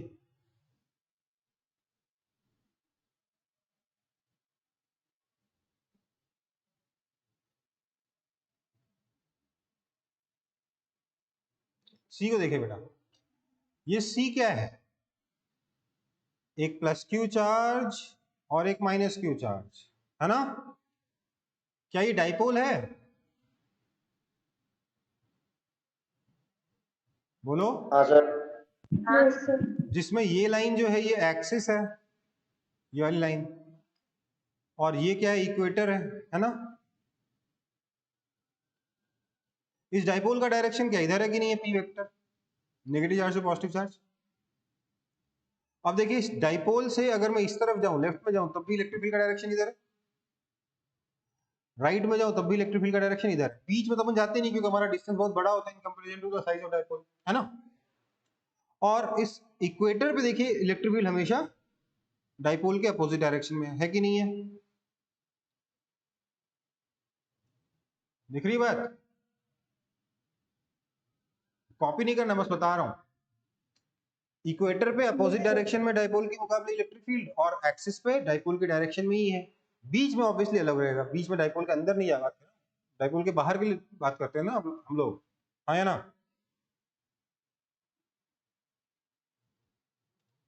समझ में आया कि नहीं आया कुछ। डाइपोल में नहीं पड़ा था, एक्सिस पे अगर ये पी वेक्टर है तो एक्सिस पे इलेक्ट्रिक फील्ड इधर ही रहता था, इक्वेटर पे इलेक्ट्रिक फील्ड इधर हो जाता था, याद है। हाँ सर। मतलब कि एक्सिस पर इलेक्ट्रिक फील्ड डाइपोल के डायरेक्शन में है और इक्वेटर पे इलेक्ट्रिक फील्ड डाइपोल के अपोजिट डायरेक्शन में। वो चीज यहाँ पे भी ट्रू हो रही है कि नहीं हो रही। क्या कोई ऐसी जगह है जहां पे इलेक्ट्रिक फील्ड नहीं है, क्या कोई ऐसी जगह है जहां पर इलेक्ट्रिक फील्ड नहीं है, बताओ। नहीं, हर जगह इलेक्ट्रिक फील्ड है कुछ ना कुछ तो, राइट। Yes, sir. समझ में आ रही बात। मतलब डाइपोल की वजह से किसी पॉइंट पे इलेक्ट्रिक फील्ड जीरो नहीं होता है। क्यों, इसको मैथमेटिकली ऐसा समझ लो, ई रेडियल कितना था, फॉर्मूला क्या था, 2kp cos theta by are cube. अब देखो ये तो जीरो होगा नहीं, ई टेंजेंशियल क्या था, माइनस केपी, या माइनस नहीं था, KP sine theta by are cube, ये भी जीरो होगा नहीं। तो ई रेडियल कब जीरो होगा, जब cos थीटा जीरो हो जाए। ई टेंजेंशियल कब जीरो होगा, जब sin थीटा जीरो हो जाए। नेट जीरो कब होगा, जब दोनों जीरो हो जाए, जो कि पॉसिबल है नहीं। sin थीटा cos थीटा दोनों जीरो हो सकते हैं क्या कभी। No sir. No, sir. समझ में आई बात। sin थीटा cos थीटा दोनों कभी जीरो नहीं हो सकते, इसलिए अगर ई रेडियल को जीरो करोगे तो ई टेंजेंशियल आ जाएगा, ई टेंजेंशियल को जीरो करोगे तो ई रेडियल आ जाएगा। इसलिए आपका नेट इलेक्ट्रिक फील्ड कभी जीरो किसी पॉइंट पे डाइपोल की वजह से जीरो नहीं होता। समझ में आई बात। तो ये भी क्वेश्चन में लिखवा दूंगा, आगे बढ़ते। ओके, तो मैं बात कर रहा था इस कॉन्फ़िगरेशन के जिसमें मेरे पास दो पॉजिटिव चार्जेस इक्वल मैग्नीट्यूड के।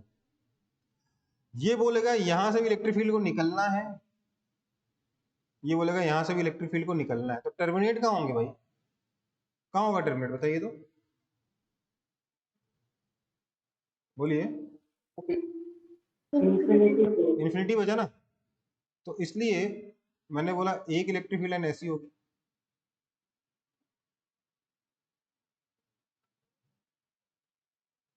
उसके करस्पॉन्डिंग यहां से ऐसे आएगी। और कोई उपाय है क्या, और कोई दिमाग में आ रहा है आइडिया।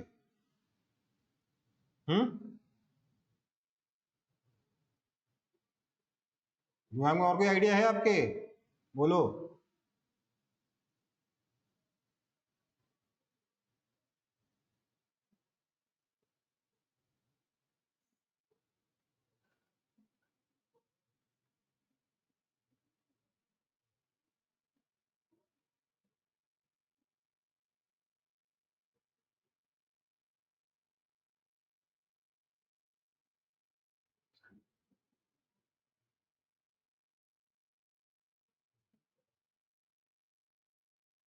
इस पॉइंट को क्या बोलते हैं, जो पॉइंट आ रहा है ए, पॉइंट ए क्या कहलाएगा, नल पॉइंट, है ना। समझ में आई बात है या ना।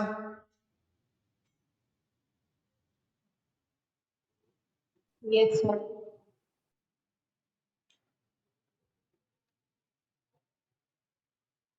तो ये भी हो गया ई। अगला क्या देखेंगे, एफ।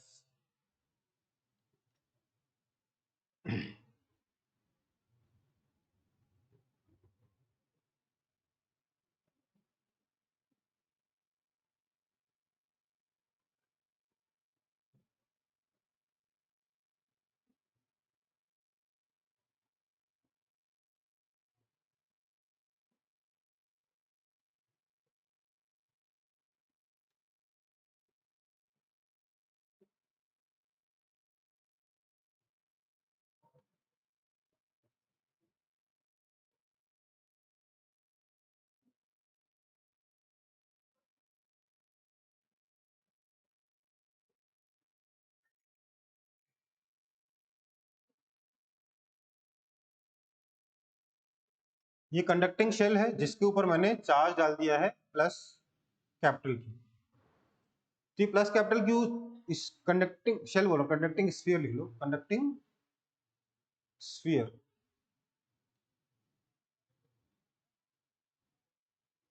तो कंडक्टिंग स्फीयर के ऊपर चार्ज कहाँ रहेगा? सरफेस पर रहेगा, हाँ या ना? हाँ सर।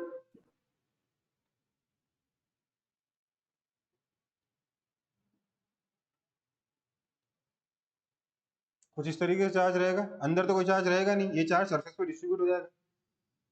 इलेक्ट्रिक फील्ड लाइंस कैसी आएंगी? हर जगह सरफेस के परपेंडिकुलर निकलेगी।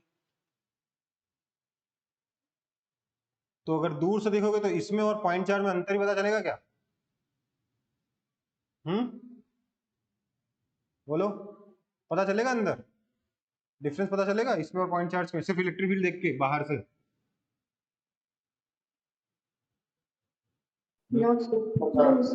क्योंकि number of electric field lines उतनी ही निकलेंगी और उसी वॉल्यूम में उसे डिस्ट्रीब्यूट होना है ना? आया ना भाई मेरे? यहाँ देख, यहाँ पर मान लीजिए दोनों में चार्ज इक्वल है, तो यहाँ से अगर 8 लाइंस डिस्ट्रीब्यूट निकली हैं तो यहाँ से भी 8 लाइंस निकलेंगी, रेडियली जाएंगी, है ना? और एट सेम डिस्टेंस उन 8 लाइंस को सेम जगह में फैलना है, आया ना? बोलो। Yes, sir.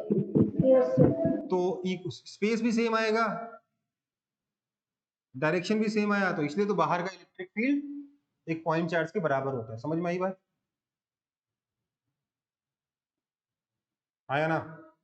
Yes, sir. Yes, sir. आगे और देखते हैं। सो कॉपी कर लिया? Yes, sir.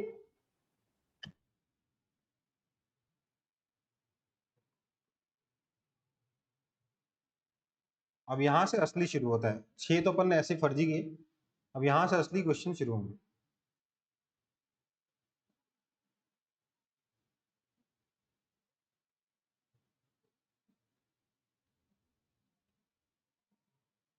ये हमारे पास एक कंडक्टिंग स्फीयर,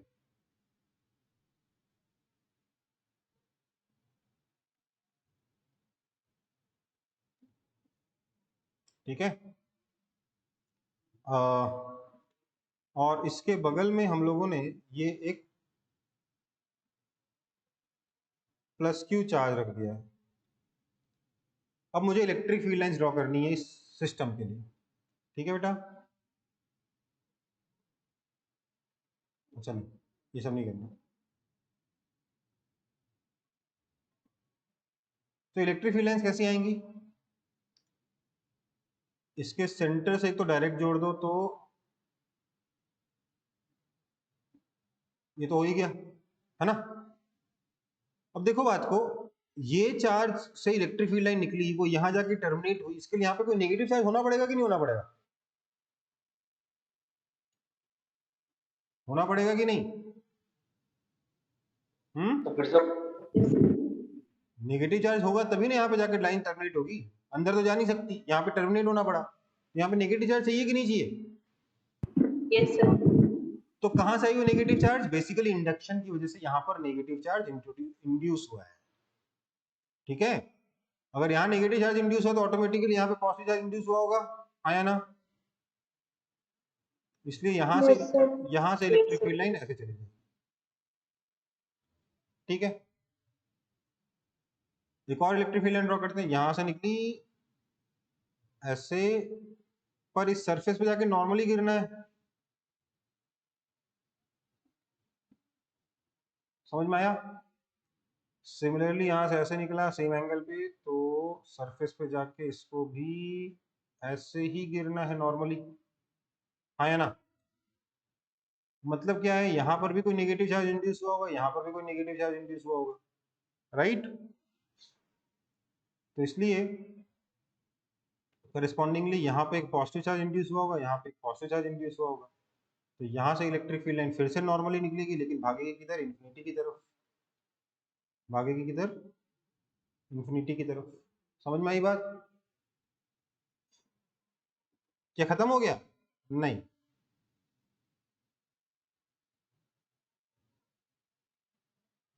इसके अलावा और भी इलेक्ट्रिक फील्ड लाइंस होंगी।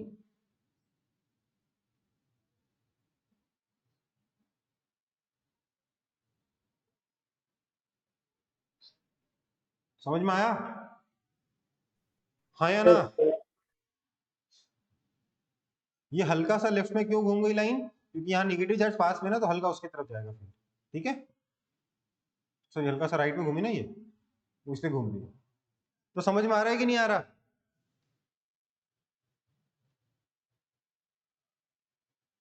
Yes, sir. Yes, sir.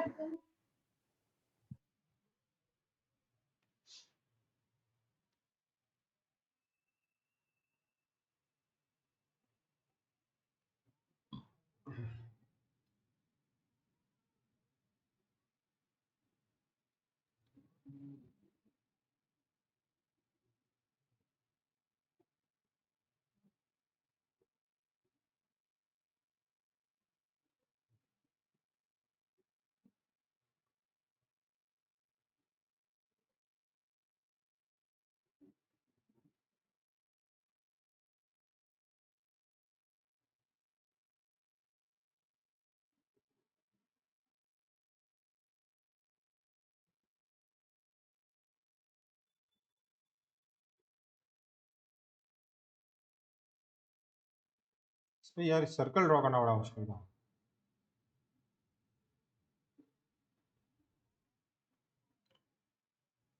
ये मेरे पास एक स्फीयर है, ये इसका सेंटर है, और यहाँ पर ये कैविटी है। कैविटी थोड़ी बड़ी बनाता हूँ।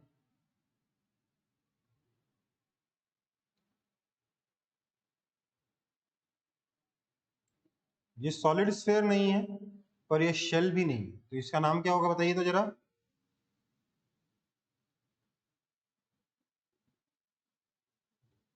इसको अंग्रेजी में, हाँ ये क्या है, हॉलो स्फीयर। यहाँ पर कंडक्टर, ठीक है, क्या है, कंडक्टिंग हॉलो स्फीयर। और हमने क्या किया है, इसके सेंटर पे एक प्लस क्यू चार्ज रख दिया। ठीक है,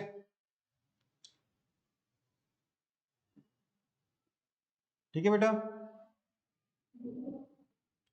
अब क्या करेंगे, इसकी वजह से मेरे को इलेक्ट्रिक फील्ड का कन्फिग्रेशन निकालना है, इलेक्ट्रिक फील्ड लाइंस का कन्फिग्रेशन निकालना है कि कैसे इलेक्ट्रिक फील्ड लाइंस होंगी। तो देखो, अगर ये प्लस क्यू चार्ज है, ध्यान दीजिएगा कंडक्टर के अंदर है, तो यहाँ इलेक्ट्रिक फील्ड लाइंस होंगी कि नहीं होंगी? इस जगह पे इलेक्ट्रिक फील्ड लाइंस होंगी कि नहीं होंगी? Yes sir. हम तो कंडक्टर के अंदर है ना, तो कैसे होगी बोलो?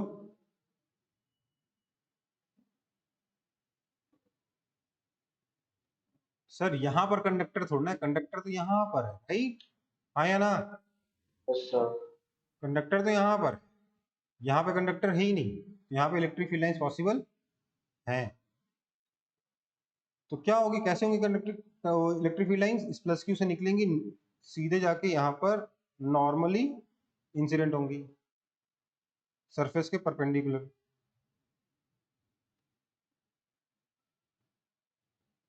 समझ में आई बात? हाँ या ना?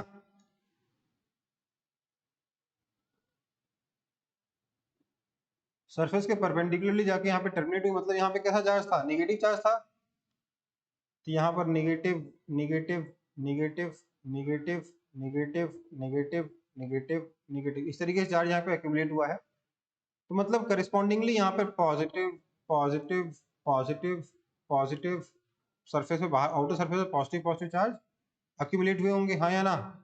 ड्यू टू इंडक्शन, इसलिए इलेक्ट्रिक फील्ड लाइंस बाहर कैसी रहेंगी? हाँ,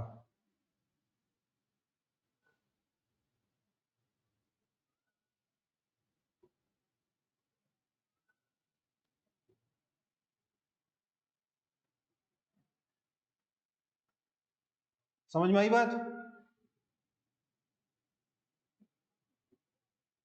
समझ में आई कि नहीं आई? Yes, sir. तो तो ये इलेक्ट्रिक फील्ड लाइंस लगातार सीधे बाहर की तरफ निकलेंगी। ऐसा लगेगा कि इलेक्ट्रिक फील्ड लाइन कंटिन्यूस है, बस मेटल के अंदर नहीं, कुछ हद तक ऐसा लगेगा इस पर्टिकुलर केस में, जहां ये कंडक्टर सेंटर, जहां ये चार्ज कंडक्टर के सेंटर पर रखा हो। ठीक है बेटा? Yes sir. ओके, सो कॉपी कर लो।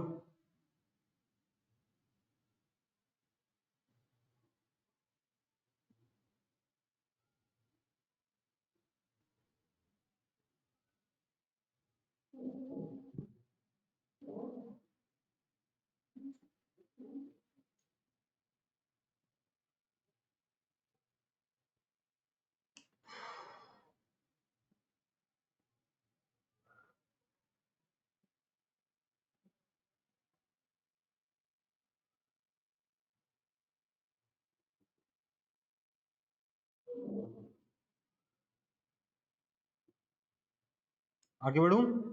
Yes. आई,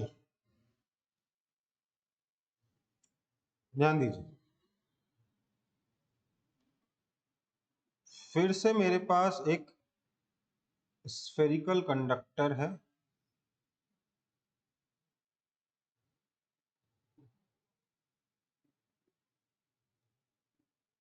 इसके अंदर ये कैविटी है,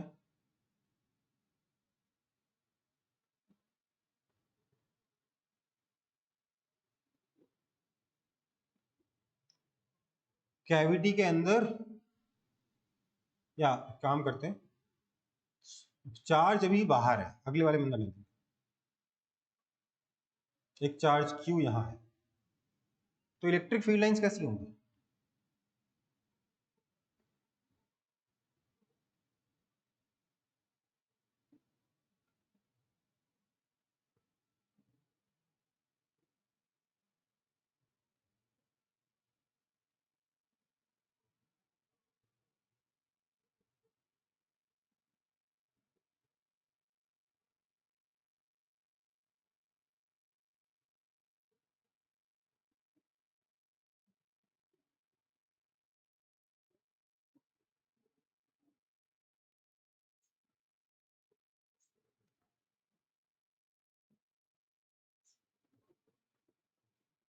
समझ में आया? और यहां से कुछ इलेक्ट्रिक फील्ड लाइंस एक्स्ट्रा ऐसे जा रही होंगी, समझ में आया? हाँ या ना? ये कैविटी है या नहीं है, इससे कोई फर्क नहीं पड़ा। ये कैविटी है या नहीं है, इससे कोई फर्क नहीं पड़ा इलेक्ट्रिक फील्ड लाइंस पे, है ना? क्योंकि जब कैविटी नहीं थी तब भी इलेक्ट्रिक फील्ड लाइंस ऐसी थी ना, बिल्कुल।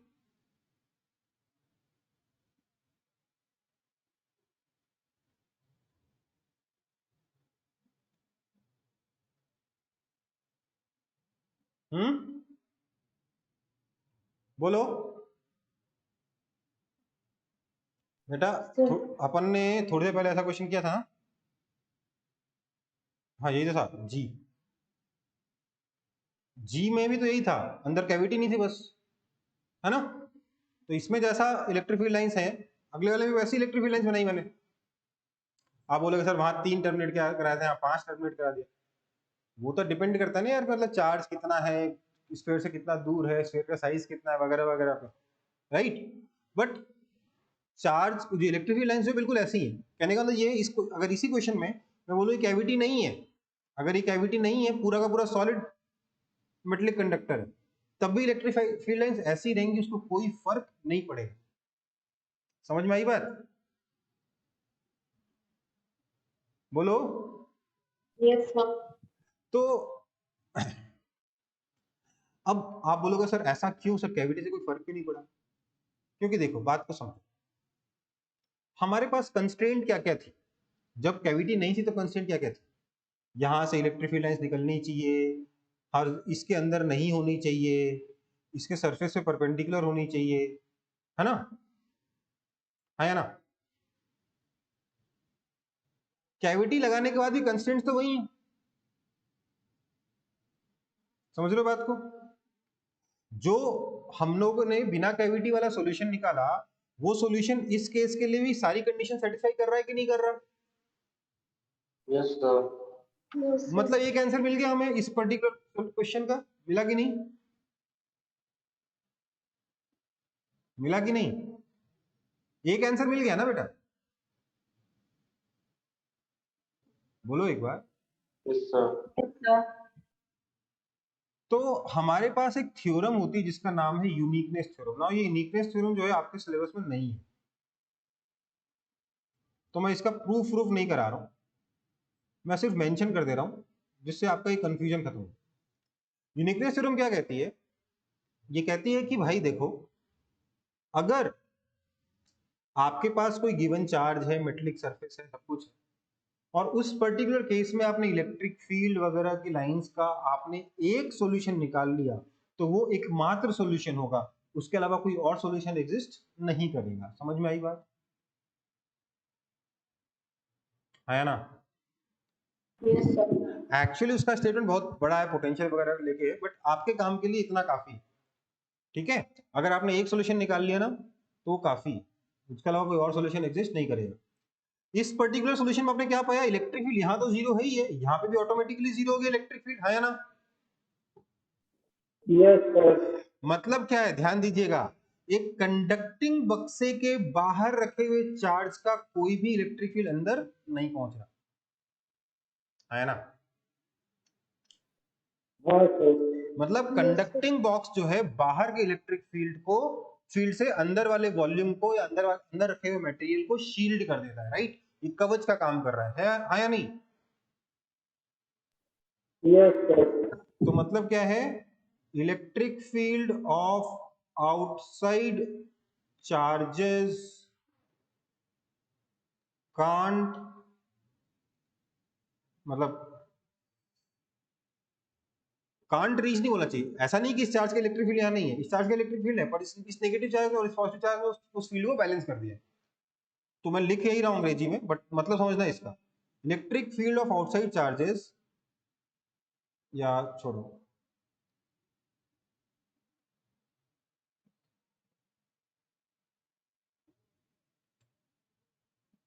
a charge kept outside a conductor has no, इस वर्ड पे ध्यान दीजिएगा, net effect on electric field inside a cavity in the conductor. समझ में आई बात? दिस इज कॉल्ड, इसका नाम क्या है? इसका नाम है शील्डिंग इफेक्ट। क्या नाम है इसका? Shielding effect. इसके ऊपर बेस्ड एक सिंपल क्वेश्चन बार बार अलग अलग बोर्ड एग्जाम्स वगैरह में पूछ लिया जाता है। वो क्या है कि भैया अगर धुआंधार तूफान आया हुआ है, बिजली कड़क रही है, सब कुछ हो रहा है, तो आप घर के बाहर हो, अपनी कार में गए थे, तो आपको उस तूफान से बचने के लिए कहाँ खड़ा होना चाहिए, कहाँ शेल्टर लेना चाहिए?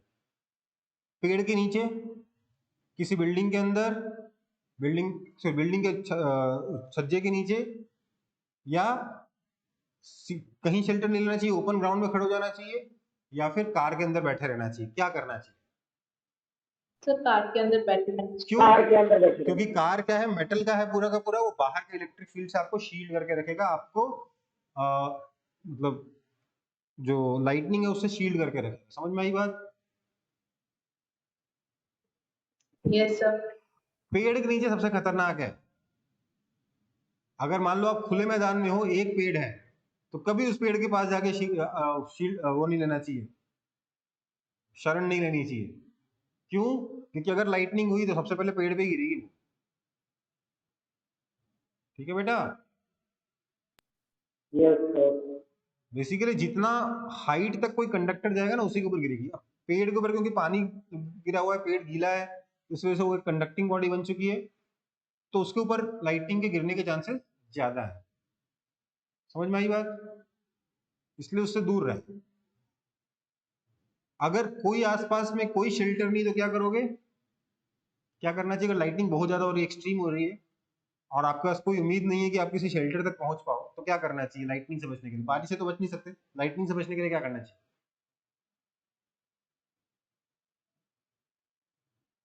बोलो।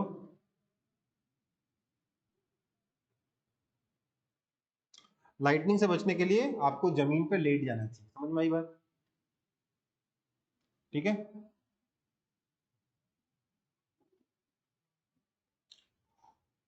तो ये हो गया। अब लिखेंगे अगला जे, मतलब क्लास का टाइम हो चुका है इसलिए मैं बस लिख दे रहा हूं। पार्ट जे क्या है? Charge inside the cavity of a conductor displaced from centre. ठीक है, इसकी वजह से हम लोग इलेक्ट्रिक फील्ड ड्रॉ करेंगे next, electric field lines draw करेंगे नेक्स्ट क्लास में। फिर इलेक्ट्रिक फील्ड लाइंस जितना भी हमको अभी करंटली ड्रॉ करने थे वो हो गए, हम लोग अगले टॉपिक पे बढ़ सकते हैं। ठीक है बेटा, तो मिलते हैं अगली क्लास में। Yes sir.